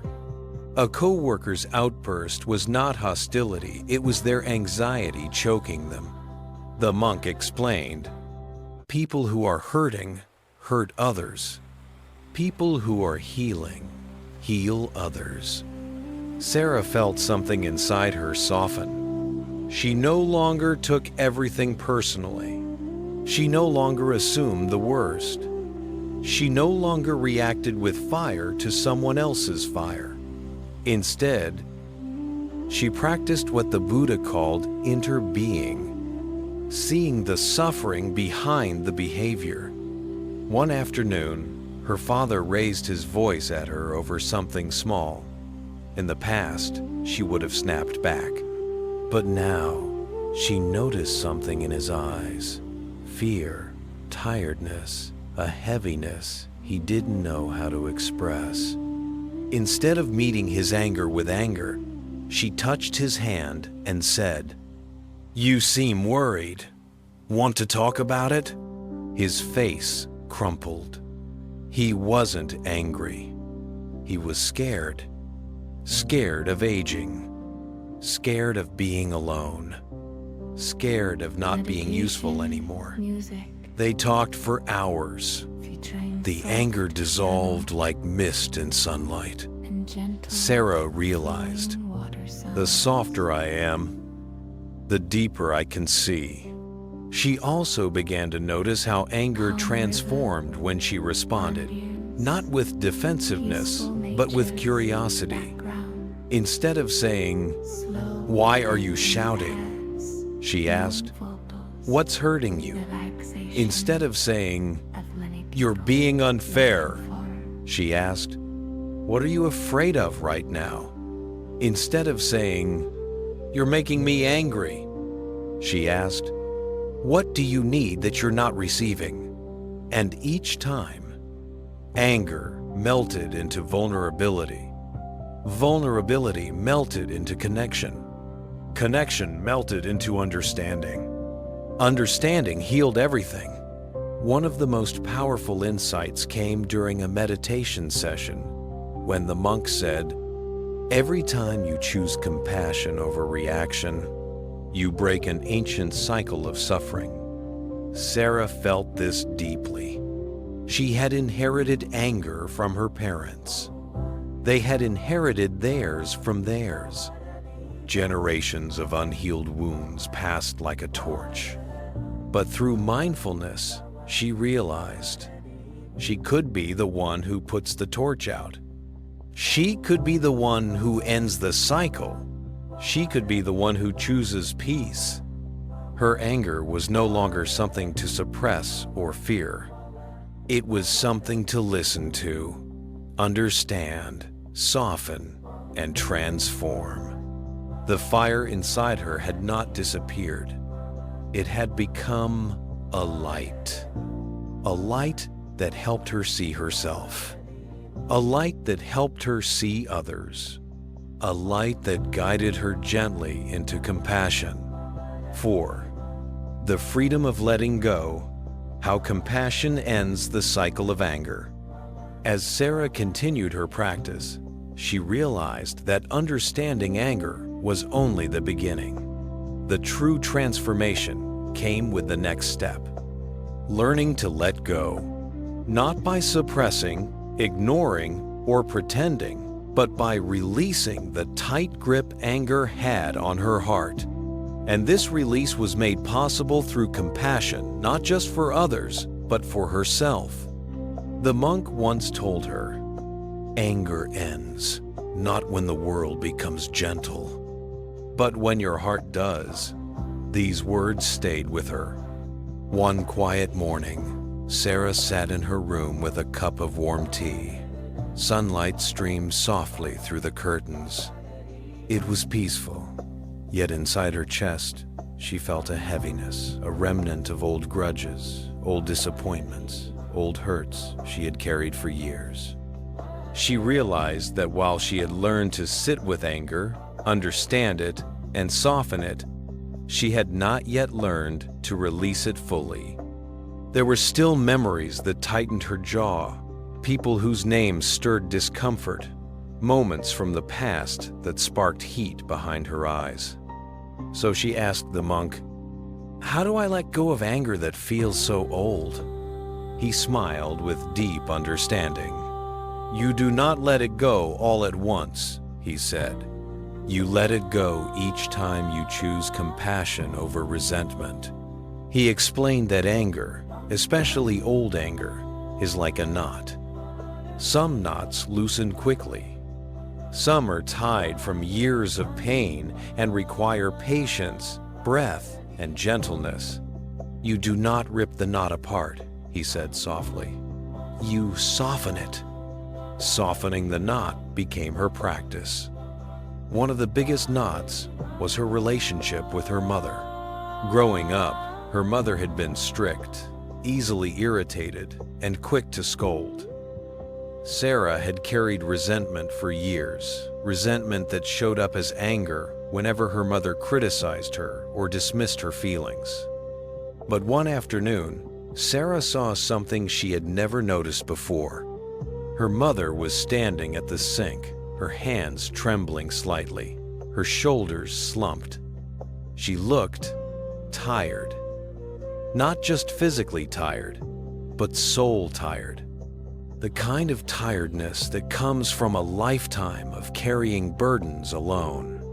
Suddenly, Sarah's anger cracked open, and in its place came something unexpected. Compassion. Deep, aching compassion. She saw her mother not as the person who hurt her, but as a woman who herself had been hurt, pressured, limited, and never truly supported. A woman who had inherited her own mother's harshness. A woman who had done the best she could with the tools she had. In that moment, Sarah realized, people don't hurt us because they are strong. They hurt us because they are wounded. This understanding softened her heart. Her mother turned to ask something, and instead of reacting with defensiveness, Sarah replied gently. She saw her mother's face relax just a little. The knot loosened. Little by little, Sarah began applying this compassion to every corner of her life. She practiced releasing anger toward the partner who once misunderstood her how, the coworker who had spoken harshly, the friend who had drifted away, the relative who judged her, the people who never apologized, and even toward herself, especially herself, because she realized that she had been angry at herself for years, angry for being too sensitive, too emotional, too forgiving, too slow to heal. She whispered to her heart, "I'm sorry for being hard on you." Those words alone released years of inner tension. One of the most transformative exercises the monk taught her was the practice of compassionate visualization.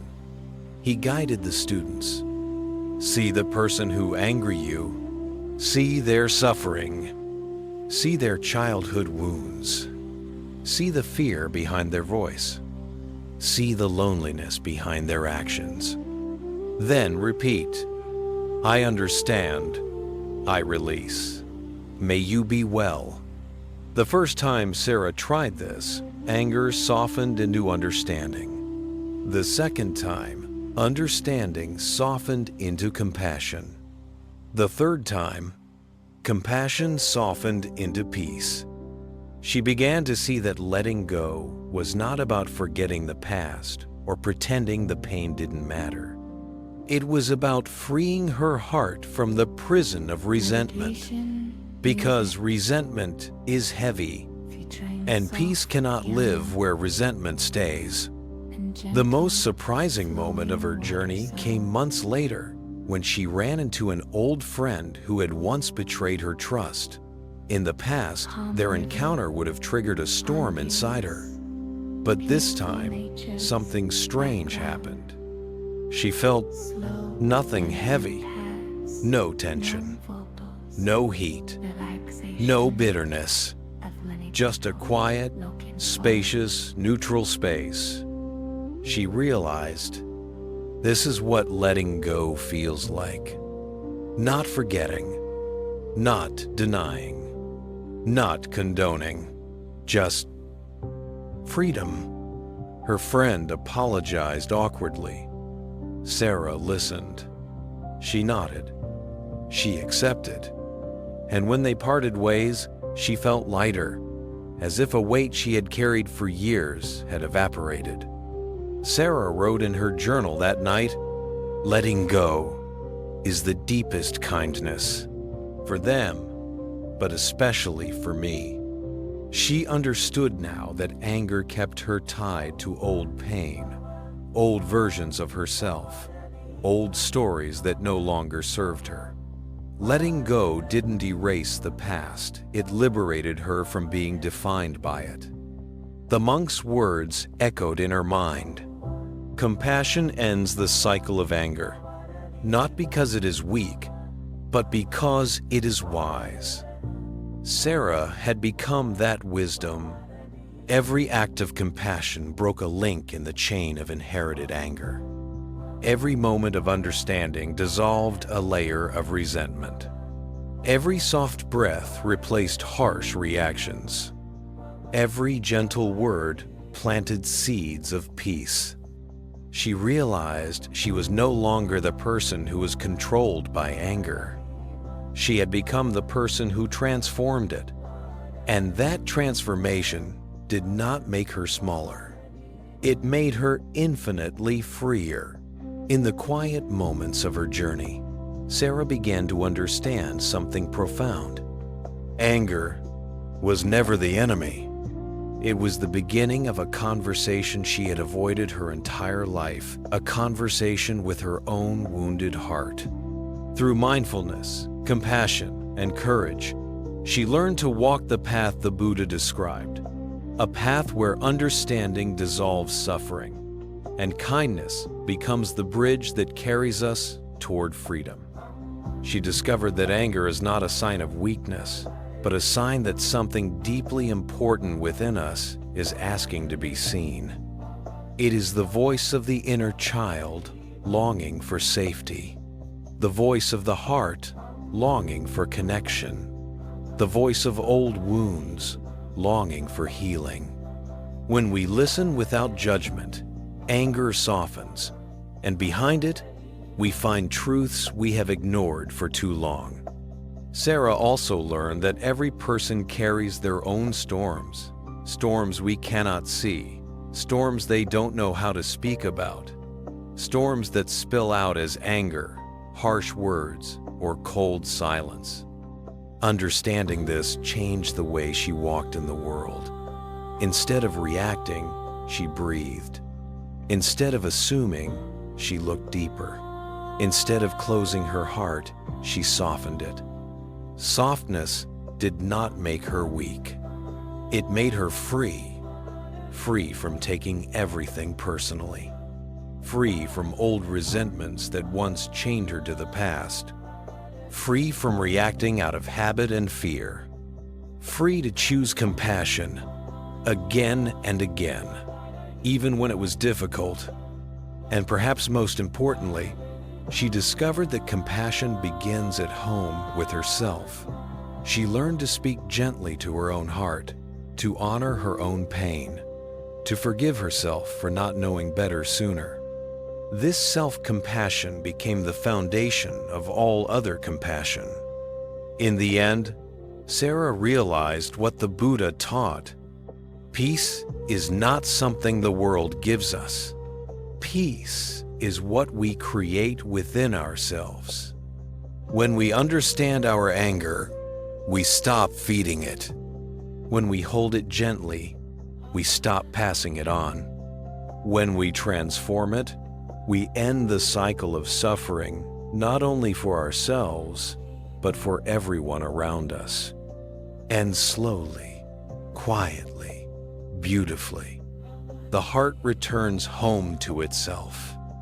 a home where there is no room for hatred, a home built from understanding, a home lit by compassion, a home where peace is not fragile, but unshakable. Welcome home, weary traveler.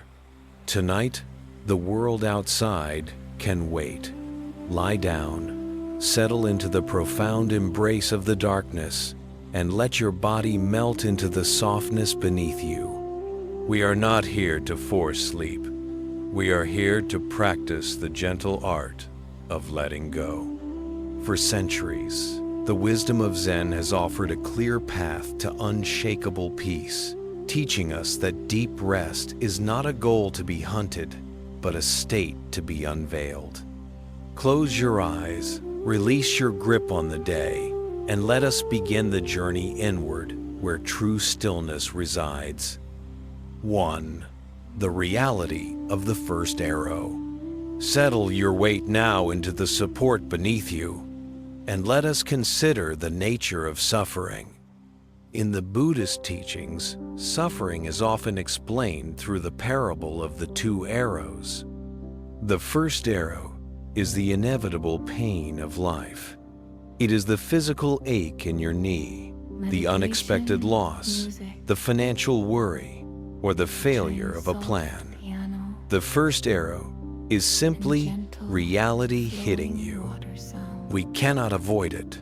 It is inherent to being human.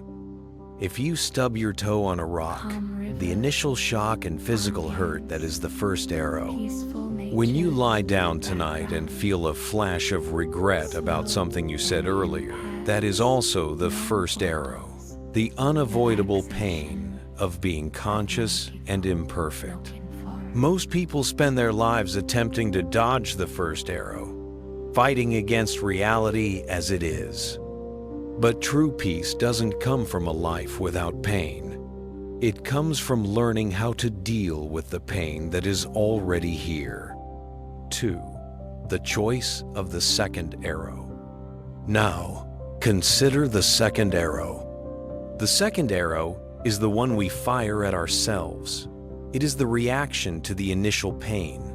It is the layer of judgment, resentment, and resistance we add to the unavoidable pain.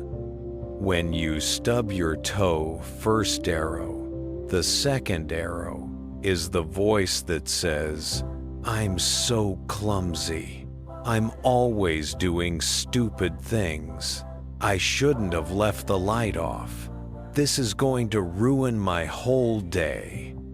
When you feel regret about a past conversation, first arrow, the second arrow is the churning, the self-criticism, the replaying of the scene, and the desperate wish that things were different. "I can't believe I said that. I hate myself for that mistake. I must fix this immediately." The first arrow is pain. The second arrow is suffering. The Zen teaching is radical and clear. You cannot control the first arrow, but you have absolute control over the second arrow. 90% of the mental turmoil that keeps you awake at night is not the initial pain, the first arrow. It is the relentless firing of the second arrow, the resistance to the reality of the moment. 3. The radical act of acceptance. Acceptance is the practice of simply lowering your shield and refusing to fire the second arrow. Acceptance does not mean resignation or agreement. If you have an important task tomorrow, accepting the reality of that task does not mean you stop planning. It simply means you stop fighting the fact that the task exists right now. If a wave of anxiety rolls over you, acceptance means observing the anxiety and whispering, "Ah, there is anxiety. It is here now. I don't like it, but I accept its presence for this moment."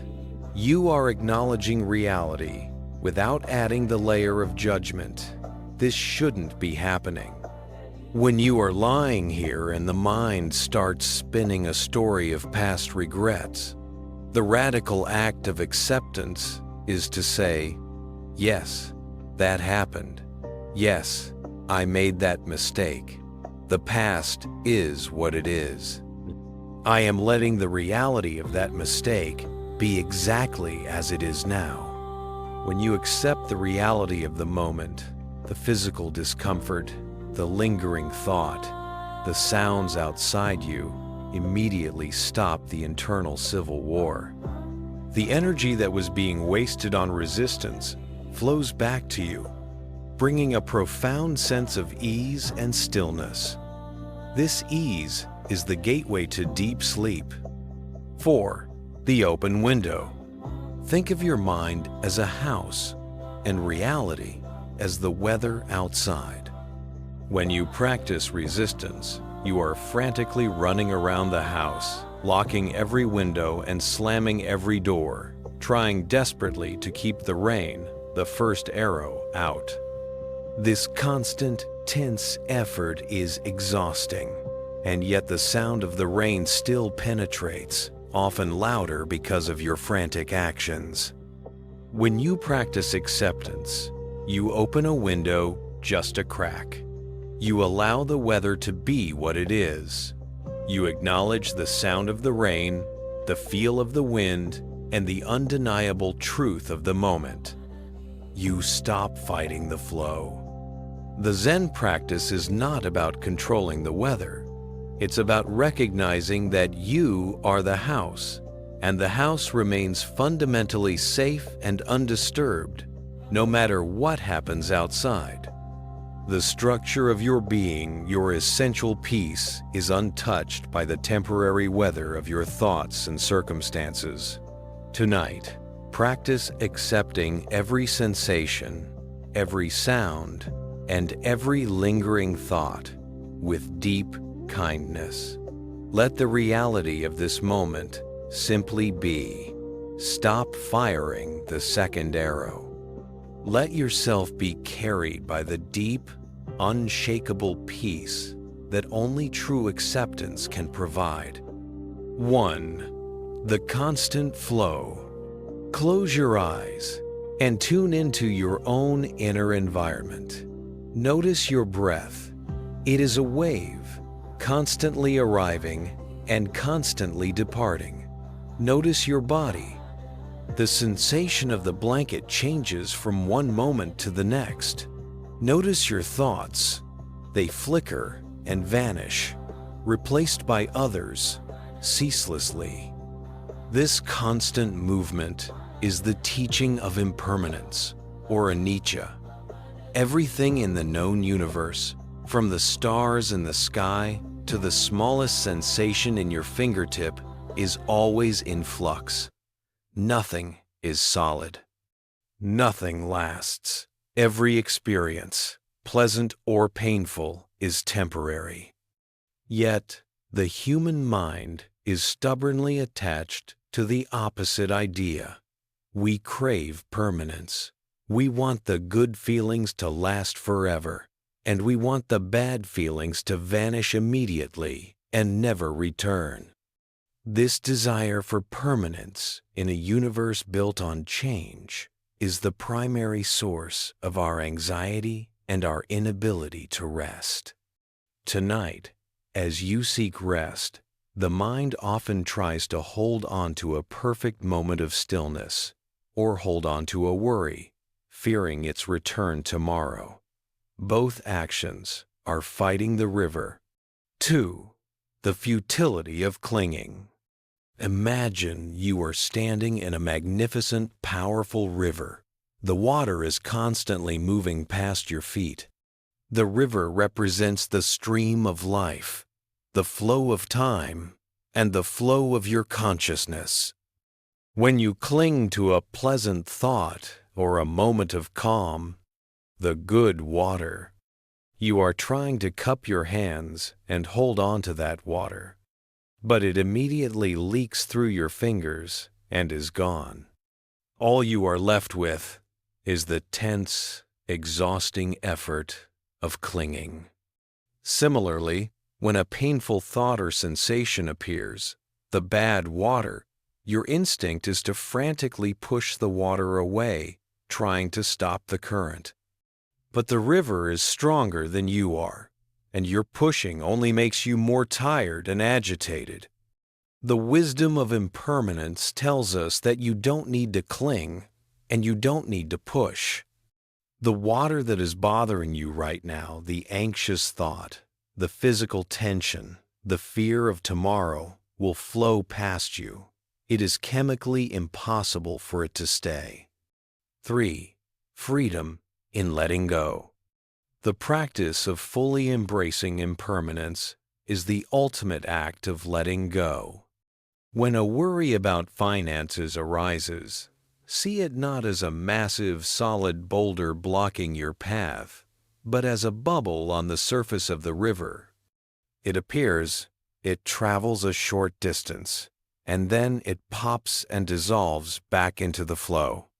You don't have to get inside the bubble or try to guide its path. Simply recognize its fluid, temporary nature. When you notice a fleeting moment of peace, the softness of the sheets, the evenness of your breath, don't try to lock it down or declare, "Now I am relaxed. I must stay like this." That attempt to hold will only shatter the moment. Instead, enjoy the sweetness of that moment, knowing that it too will change, and that the next moment will bring its own unique, beautiful flow. True, lasting peace is not found in permanence. It is found in the trust of change. 4. Resting in the flow. Let this profound wisdom settle into your physical body now. Feel the flow. Sense the gentle, constant change in the temperature of the air on your skin. Hear the slow, evolving silence of the room. If restlessness appears, simply name it, not with judgment, but with recognition. Ah, restlessness, you are here now, but I know you are temporary. You are a passing wave.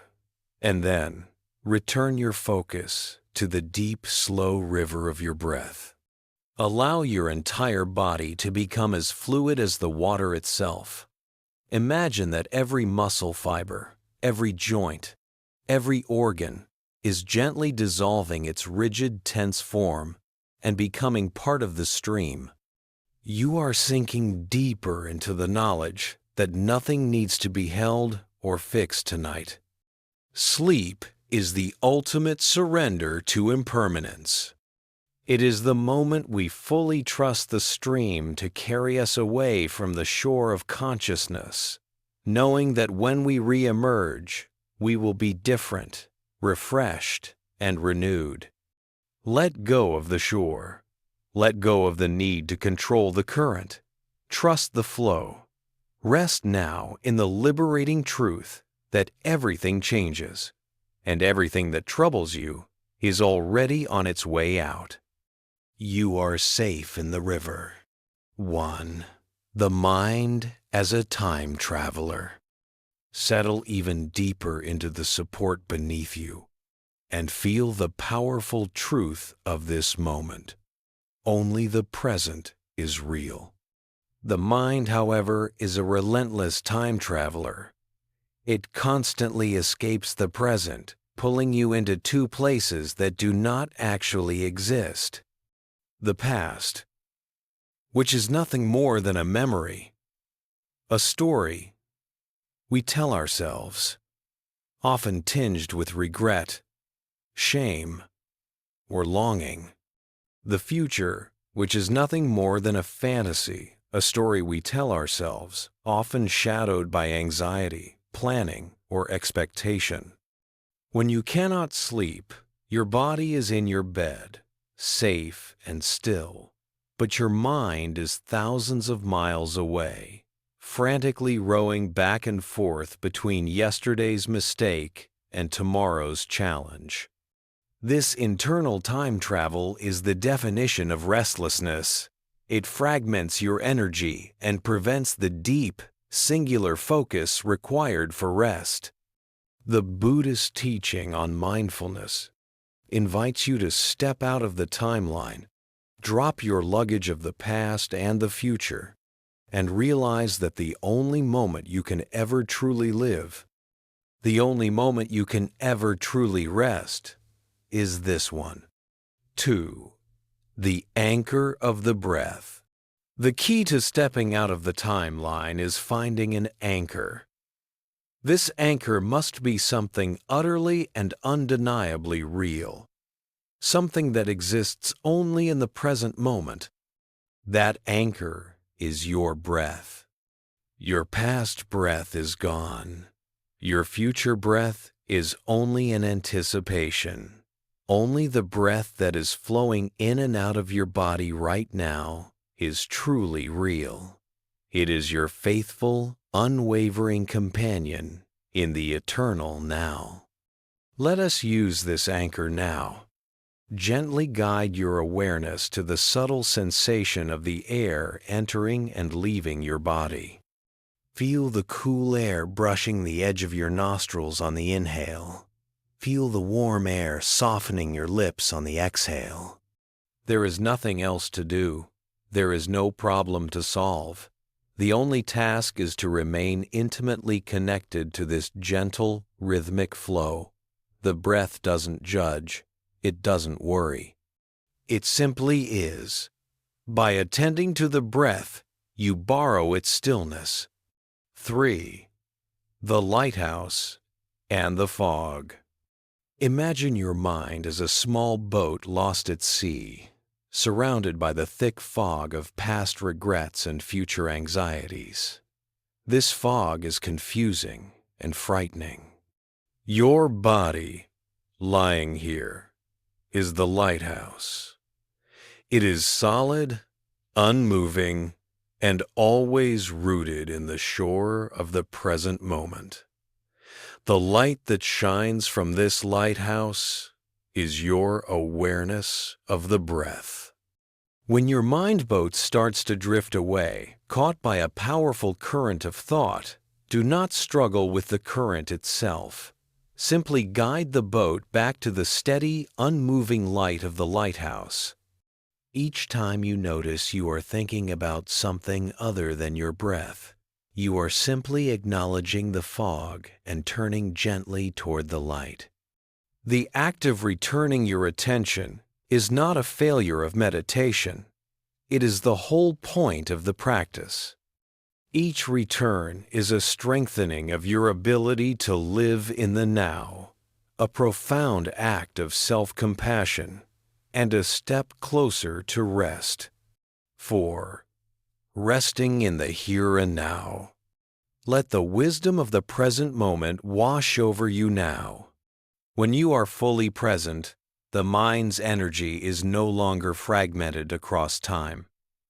All your life force is collected into this single, peaceful point. This collected energy creates a state of deep coherence, which is the biological signal for the body to power down. Feel the weight of your head on the pillow. Is there anything about this exact sensation right now that requires panic? No. Listen to the sounds of the room. Is there anything about this exact sound right now that requires immediate action? No. The anxiety lives in the timeline, but the peace lives right here, in the simple reality of your body resting. Allow your final focus to rest gently on the feeling of being held by the present moment. You are not floating aimlessly. You are firmly anchored in the eternal now. Rest in this reality. Every breath is a fresh start. Every exhale is a surrender to this peaceful harbor. Let the anchor sink deep into the silent, unmoving shore of the present, and allow yourself to drift into deep, timeless sleep. 1. The trap of believing your thoughts. Settle your mind now into the profound realization that you are not your thoughts. Insomnia and anxiety are often caused by the fundamental mistake of treating every thought that arises in the mind as an undeniable fact, an urgent command, or a crucial truth about reality. When a thought says, "You forgot to do that one thing," we immediately jump up and start planning. When a thought says, "You are a failure," we believe the accusation and sink into shame. The Zen teaching on non-attachment, upeksha, reveals that your thoughts are simply ephemeral events within consciousness.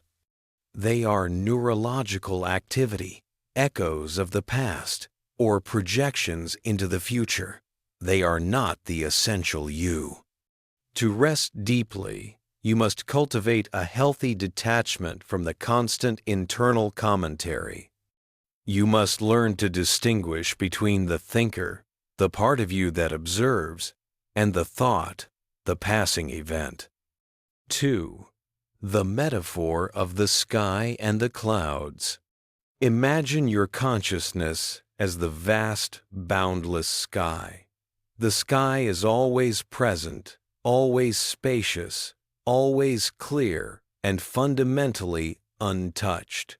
It is the container for all things. Your thoughts, worries, memories, and emotions are the clouds. Clouds are colorful, dark, fast-moving, or slow-drifting. They appear, they move across the sky, and they dissolve.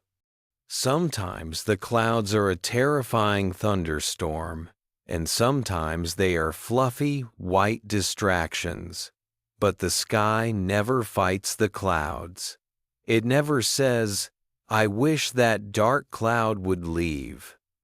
The sky remains fundamentally itself, vast, silent, and empty enough to contain everything. When you identify with your thoughts, the clouds, you feel chaotic, small, and vulnerable to the weather. When the storm comes, you panic. But when you shift your identity to the sky, you realize that you are the space in which the storm occurs. The chaos is happening within you, but it is not who you are. The deepest, most quiet part of you remains untouched, boundless, and peaceful. 3. The practice of non-engagement. Tonight, your practice of non-attachment is not about stopping the clouds. That is the expert mind trying to control the uncontrollable. Instead, the practice is about non-engagement, refusing to ride the clouds. When a thought arises, perhaps a memory of an argument or a plan for the morning, do not get onto the cloud and travel with it. Simply observe it from the perspective of the sky. Acknowledge the thought gently. "Ah, a planning cloud," or "there is a sadness cloud." Do not judge the cloud. Do not chase the cloud. Do not invite the cloud to stay. Just let it drift. The simple, non-judgmental act of observation creates space between you and the thought. This space is the true definition of freedom. As you practice this, you will notice something miraculous. Clouds that are not fueled by your engagement quickly lose their energy and begin to dissipate, revealing the vast, clear blue sky, your inherent peace behind them.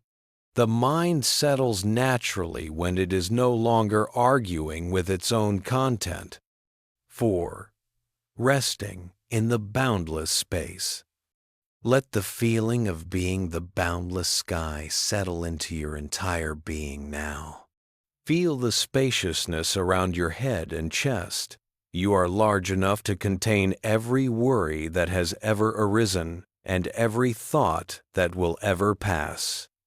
Your identity is not the small, anxious voice telling stories. Your identity is the infinite, quiet container of the universe. This realization of spaciousness is profoundly restful. When you are the sky, you have nothing to fear from the passing clouds. They are simply events, temporary manifestations of energy. Tonight, surrender your small, busy mind to the large, quiet mind. Rest in the knowledge that your worries are just clouds drifting by. Do not hold them, do not fight them. Simply observe them fade into the vast, protective space of the night. Rest now in the effortless freedom of non-attachment, safe in the boundless calm of the sky. To 1. The burden of the inner critic. Rest now and turn your deep, gentle awareness inward, toward your own heart space. If there is one voice that prevents sleep more powerfully than any other, it is the inner critic. This voice uses the errors of the past and the fears of the future to judge your worthiness and your performance. It tells you, you should have worked harder. You should be better. You are failing to sleep. This pervasive self-criticism is a form of violence against the self. It keeps your body locked in a state of chronic defense. You cannot rest deeply when you are under attack, even if the attacker is your own mind. The Buddha taught the wisdom of metta, or loving kindness, a radical recognition that the deepest healing comes not from harshness, but from unconditional acceptance and tenderness towards ourselves, exactly as we are. You cannot criticize yourself into peace. You can only love yourself into rest. 2. The weary traveler. Imagine your mind and body not as tools to be optimized, but as a weary traveler who has completed a long, difficult journey. The traveler has faced unexpected storms, challenges, climbed steep mountains, difficult tasks, and carried heavy luggage worries and responsibilities. This traveler is exhausted, bruised, and simply needs a safe place to lay their head. When the traveler finally reaches the sanctuary of the bed, the inner critic, a harsh innkeeper, often stands at the door and demands a perfect accounting of the day. Did you earn this rest? Are you sure you're productive enough? The practice of self-kindness is to silence the harsh innkeeper. Instead, you meet the traveler, your own struggling self, with a gentle hand and an open heart. You offer them the best room, the softest blanket, and the warmest tea, saying, "Welcome home. I see how hard you have worked. Your struggle is over now. You are safe here." This moment of non-judgmental acceptance is the psychological switch that allows the body to finally feel safe enough to surrender control. 3. The unconditional blessing. Let us bring this kindness directly into the physical experience of your body. Notice any areas of tension, perhaps tightness in your jaw, or a knot in your stomach. Instead of judging this tension, for example, "I shouldn't be tense," treat it as a signpost from the weary traveler. It is simply a place that needs kindness. Place a hand gently on your chest or belly and repeat these silent intentions to the most vulnerable parts of yourself. May I be free from struggle. May I be safe from harm. May I be deeply at ease. These words are not a demand for perfection, they are an unconditional blessing. They are a statement that, regardless of your performance today or your worries about tomorrow, You are fundamentally worthy of rest and peace. You are not earning sleep. You are simply allowing the universal right to rest to flow through you. 4. Resting in safe harbor. Let the feeling of unconditional self-kindness become the atmosphere of your room. It is the softest, most protective energy there is. This compassion dissolves the internal defense mechanisms that keep you partially awake. When you are kind to yourself, you are no longer your own threat. The body recognizes this cessation of inner conflict and shifts fully into the restorative mode, the mode required for deep healing sleep. Let the tension drain away, replaced by the profound assurance that you are your own safest haven. You are your own best friend. You are your own compassionate guide. There is nothing to fix tonight, no flaw to correct, no goal to achieve. Your heart has worked hard enough. Your mind has worried long enough. Rest now, deeply held in the safety of your own unwavering kindness. Give yourself permission to be exactly as you are, tired, imperfect, and entirely ready for peace. Surrender fully to the love that asks nothing in return, and let it carry you into the deep, sweet rest that only compassion can unlock. 1. The survival brain's alarm. Direct your awareness now to the physical sensation of your body on the mattress. Feel your weight. When the mind is active and worried, the deeper parts of our brain, the survival centers, are constantly checking for danger. This ancient protective part of you needs to know one thing above all else. Am I safe? Am I supported? If the body feels unsupported, the mind cannot shut down, even if the conscious part of you is exhausted. Tonight, we offer a profound, undeniable answer to that ancient question by engaging with the wisdom of gravity. Gravity is the constant, reliable, unchanging force that holds the entire planet together. It is always present. It never takes a night off. It holds you right here, right now, with absolute consistency. You do not have to cling to the bed. The earth is clinging to you. 2. Resting in the wisdom of weight. The practice of grounding is the willingness to surrender your entire physical weight to this unwavering force. Start with your legs and feet.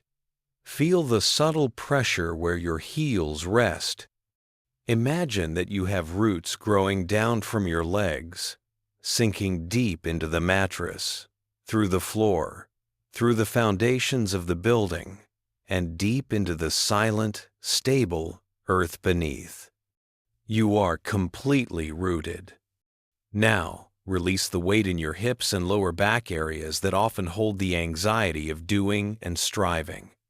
Let those muscles soften, giving their burden entirely to the surface below.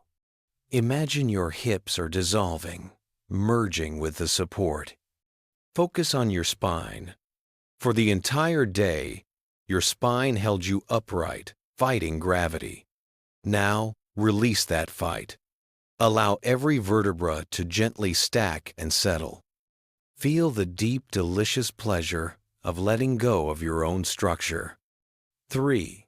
The unconditional embrace. There is profound spiritual security in knowing that the earth does not judge you.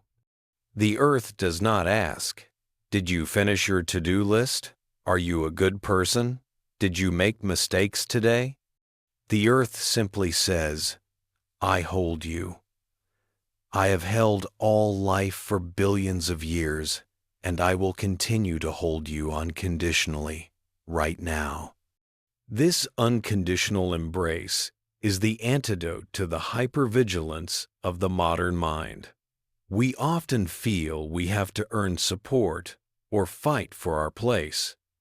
But here, in this moment of rest, you realize that the most powerful, most basic support is entirely free and utterly reliable.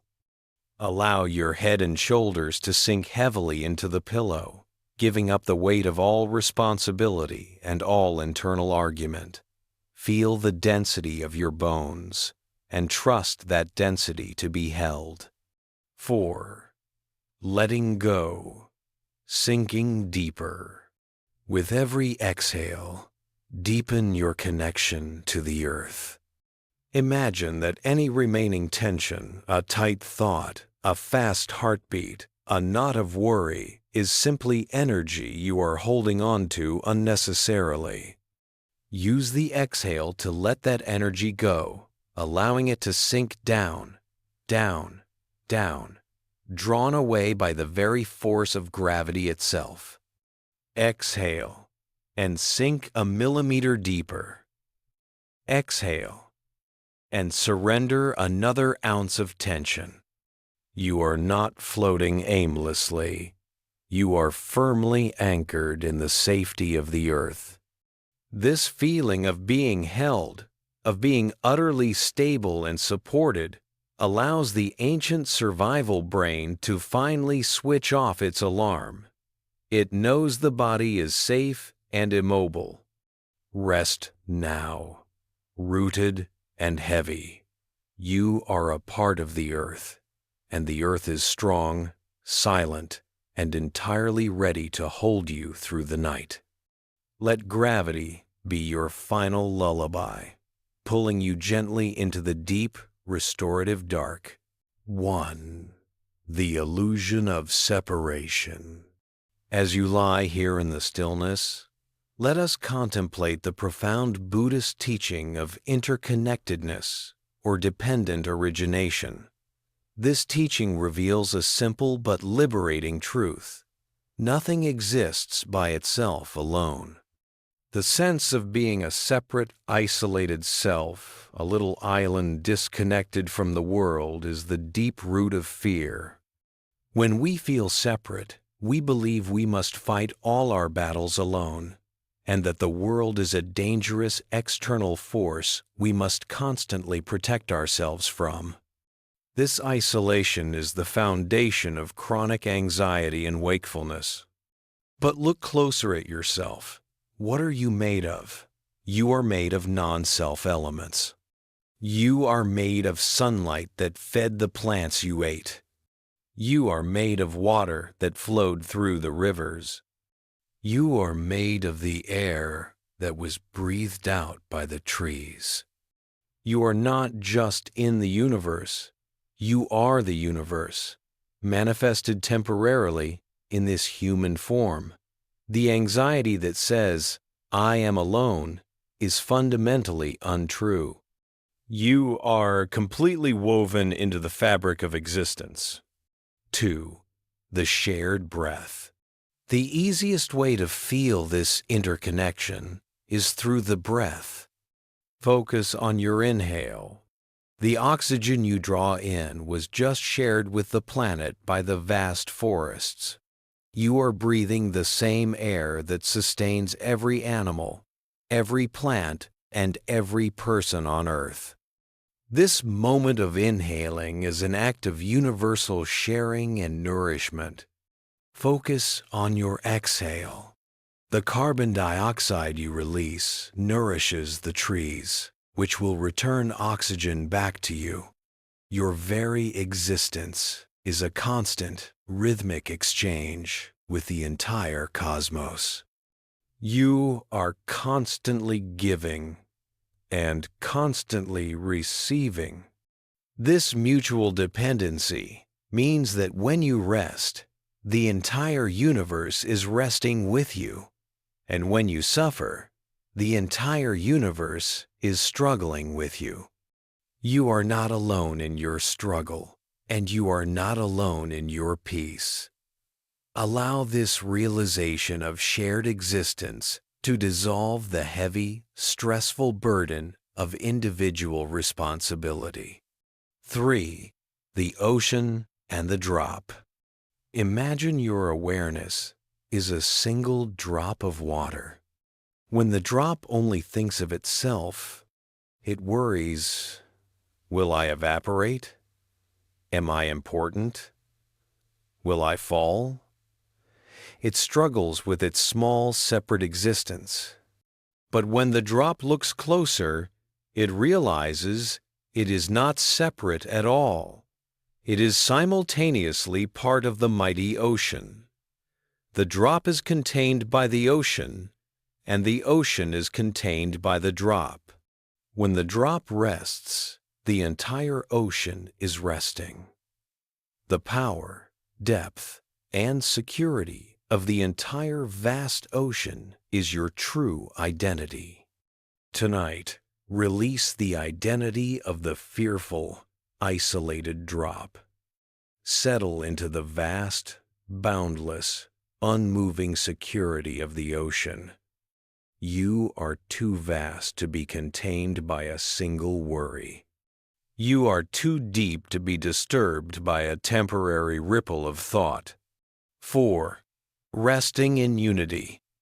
Let this wisdom flow now through your body, dissolving the boundaries between you and the world outside the bed. Feel the gentle silence of the room, and realize that silence is the shared language of the universe. Feel the warmth of your skin, and realize that this warmth is the residual heat of the sun shared generously with you. Let the tension in your hands and feet soften, as if the edges of your physical form are blurring and merging with the supportive energy around you. You are held by everything. You are connected to everything. You belong here. When you rest in interconnectedness, you are no longer attempting to steal a moment of sleep for yourself. You are participating in the cosmic, universal moment of rest. You are doing your part to bring peace to the whole. Rest now, as the ocean rests.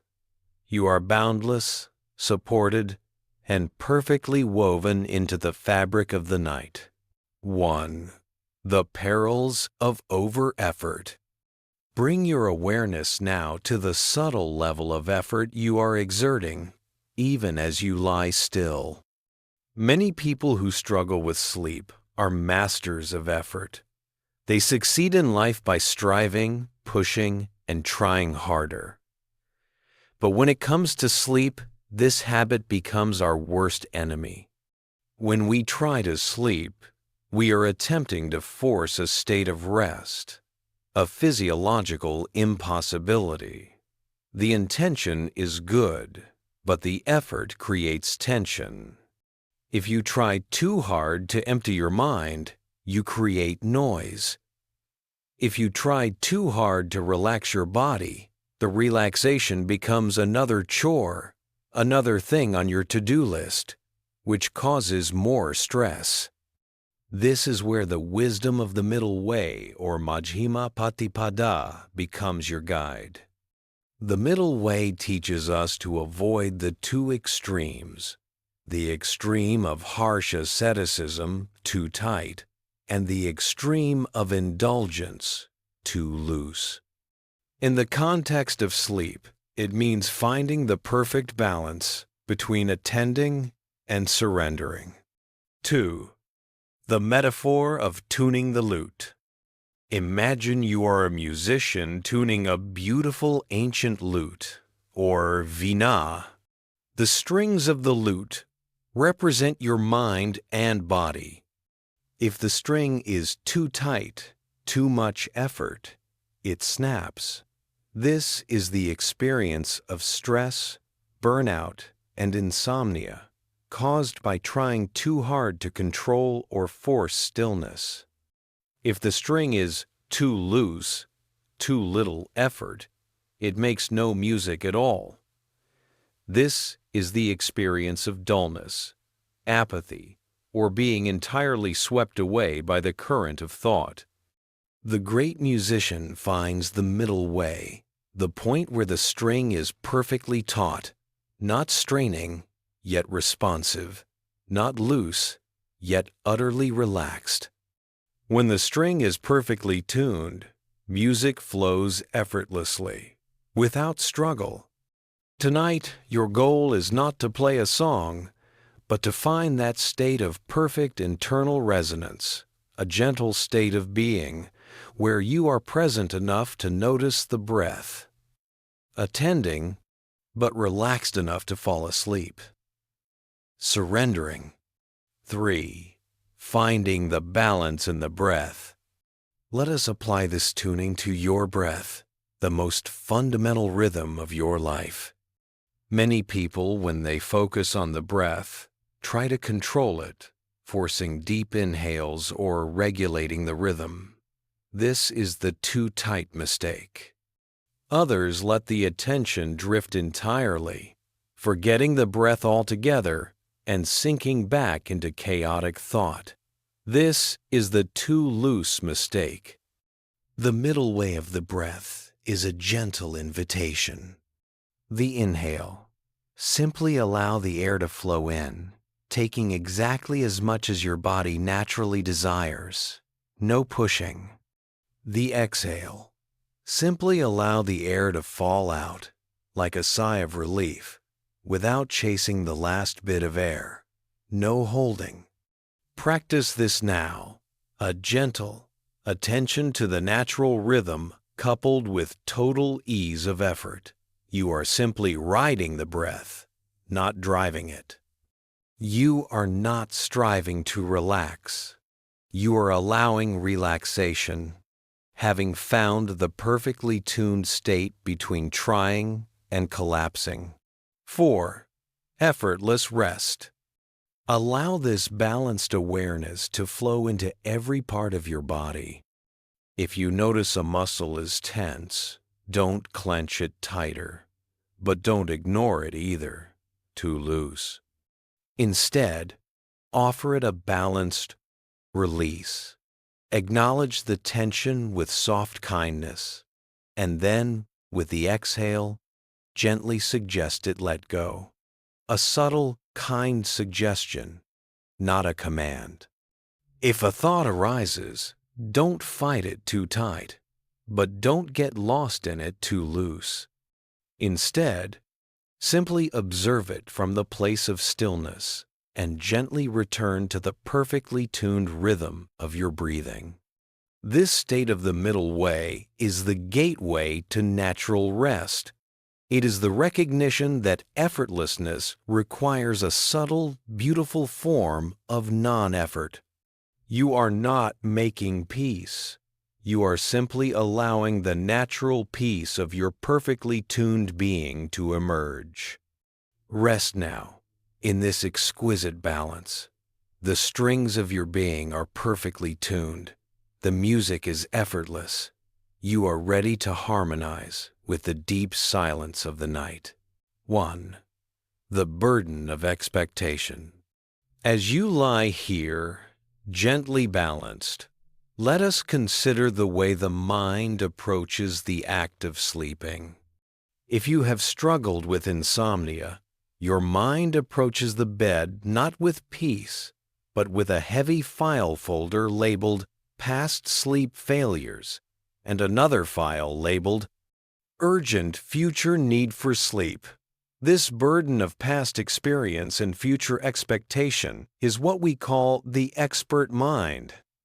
The expert mind says, I know how this night goes. I know I'm going to struggle.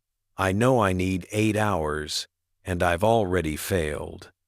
This expert knowledge, this conditioned history, is precisely what locks you into the same old cycle of tension.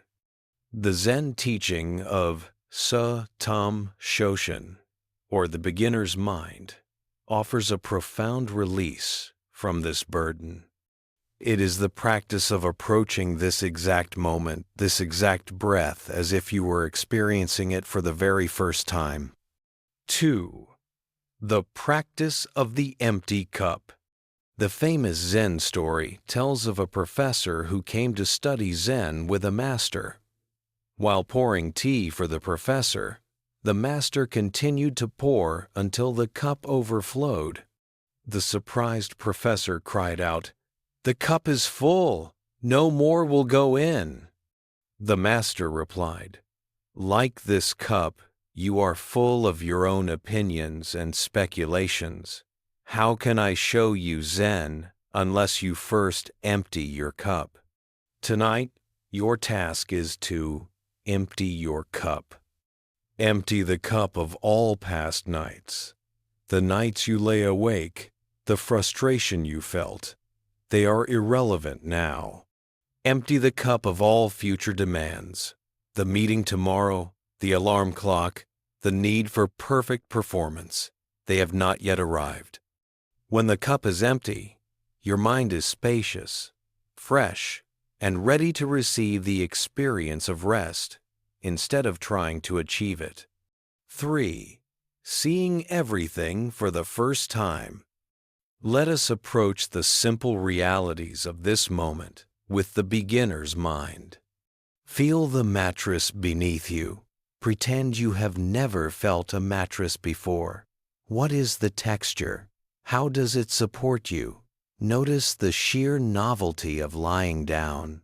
This fresh observation breaks the habitual pattern of taking your environment for granted. Listen to the sound of the room.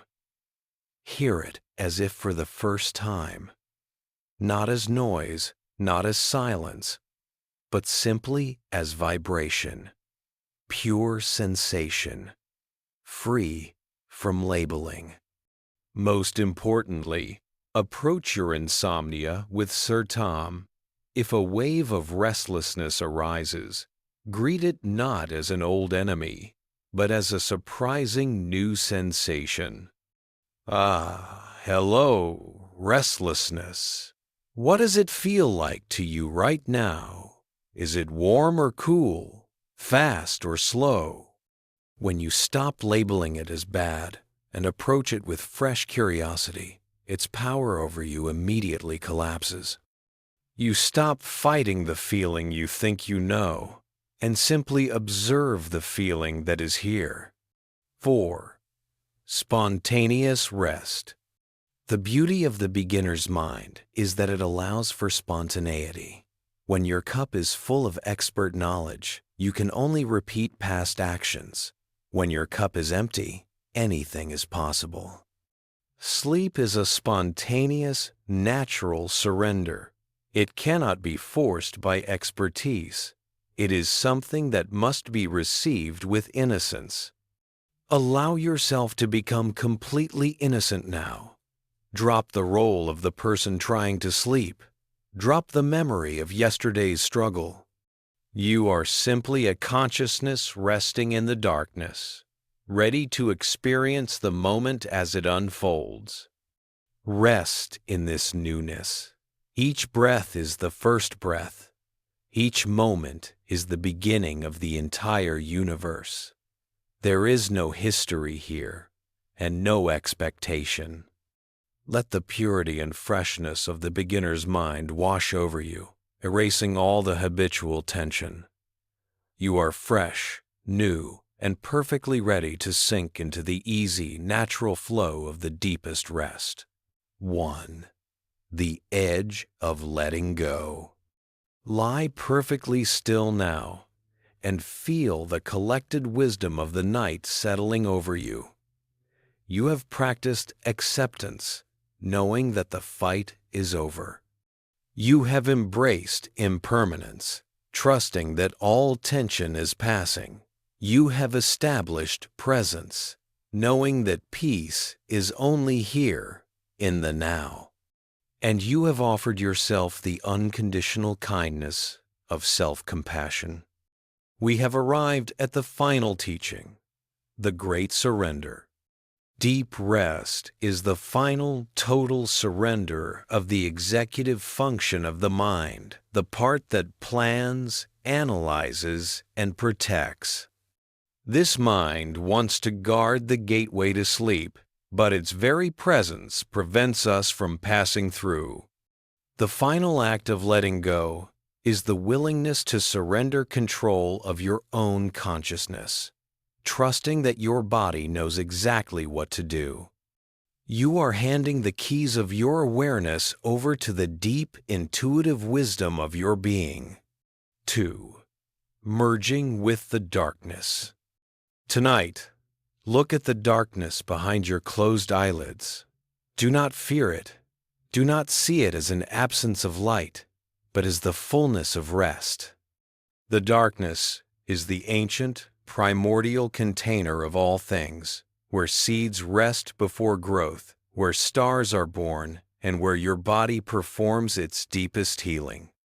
Embrace the darkness as a deep velvet cloak being wrapped around you. It is warm, silent, and protective. Let us use the image of a boat reaching the deep, open sea. Throughout the day, your mind boat was frantically paddling near the shore, navigating waves, avoiding rocks. Now, the boat has left the busy harbor. It is in the deep, silent, open water. The sails are down. The oars are stowed. You are simply drifting. There is no need to steer. There is no destination to reach. The deep, silent waters of the night will carry you exactly where you need to go. You are trusting the wisdom of the ocean over the frantic efforts of the small, separate boat. 3. The trust of the body's wisdom. Bring your focus now to the deep, intelligent wisdom residing within your physical form. Your heart is beating. Your lungs are breathing. Your cells are restoring themselves. You are not doing any of this. It is being done through you. Your body is a masterpiece of effortless activity. Surrender the illusion that your mind must stay awake to supervise the process. The deepest part of you is already preparing for rest, regardless of your thoughts. Let the tension drain from the back of your eyes, your temples, and your brow. These are the last stations of the waking mind. Let the muscles soften until your face feels blank, heavy, and completely receptive. Repeat the silent mantra, I am safe, I am held, I surrender. With each repetition, feel the final layer of mental striving dissolving. Surrender the need to finish this thought. Surrender the need to remember anything from this meditation. Just fall into the flow. 4. Letting go of the last trace of self. As you drift closer to the threshold of sleep, the final challenge is letting go of the sense of the observer, the I that is listening and watching. Imagine that the peaceful, observant I is gently dissolving, merging with the profound darkness. You are not falling into nothing. You are merging with everything. The sound of my voice is fading now, becoming a meaningless hum. The thoughts are becoming disjointed, like distant whispers on the wind. Do not try to catch them. Let the threads of consciousness unravel naturally. You are heavy, you are soft, you are safe. There is nothing left to do. No more effort, no more striving, no more thinking.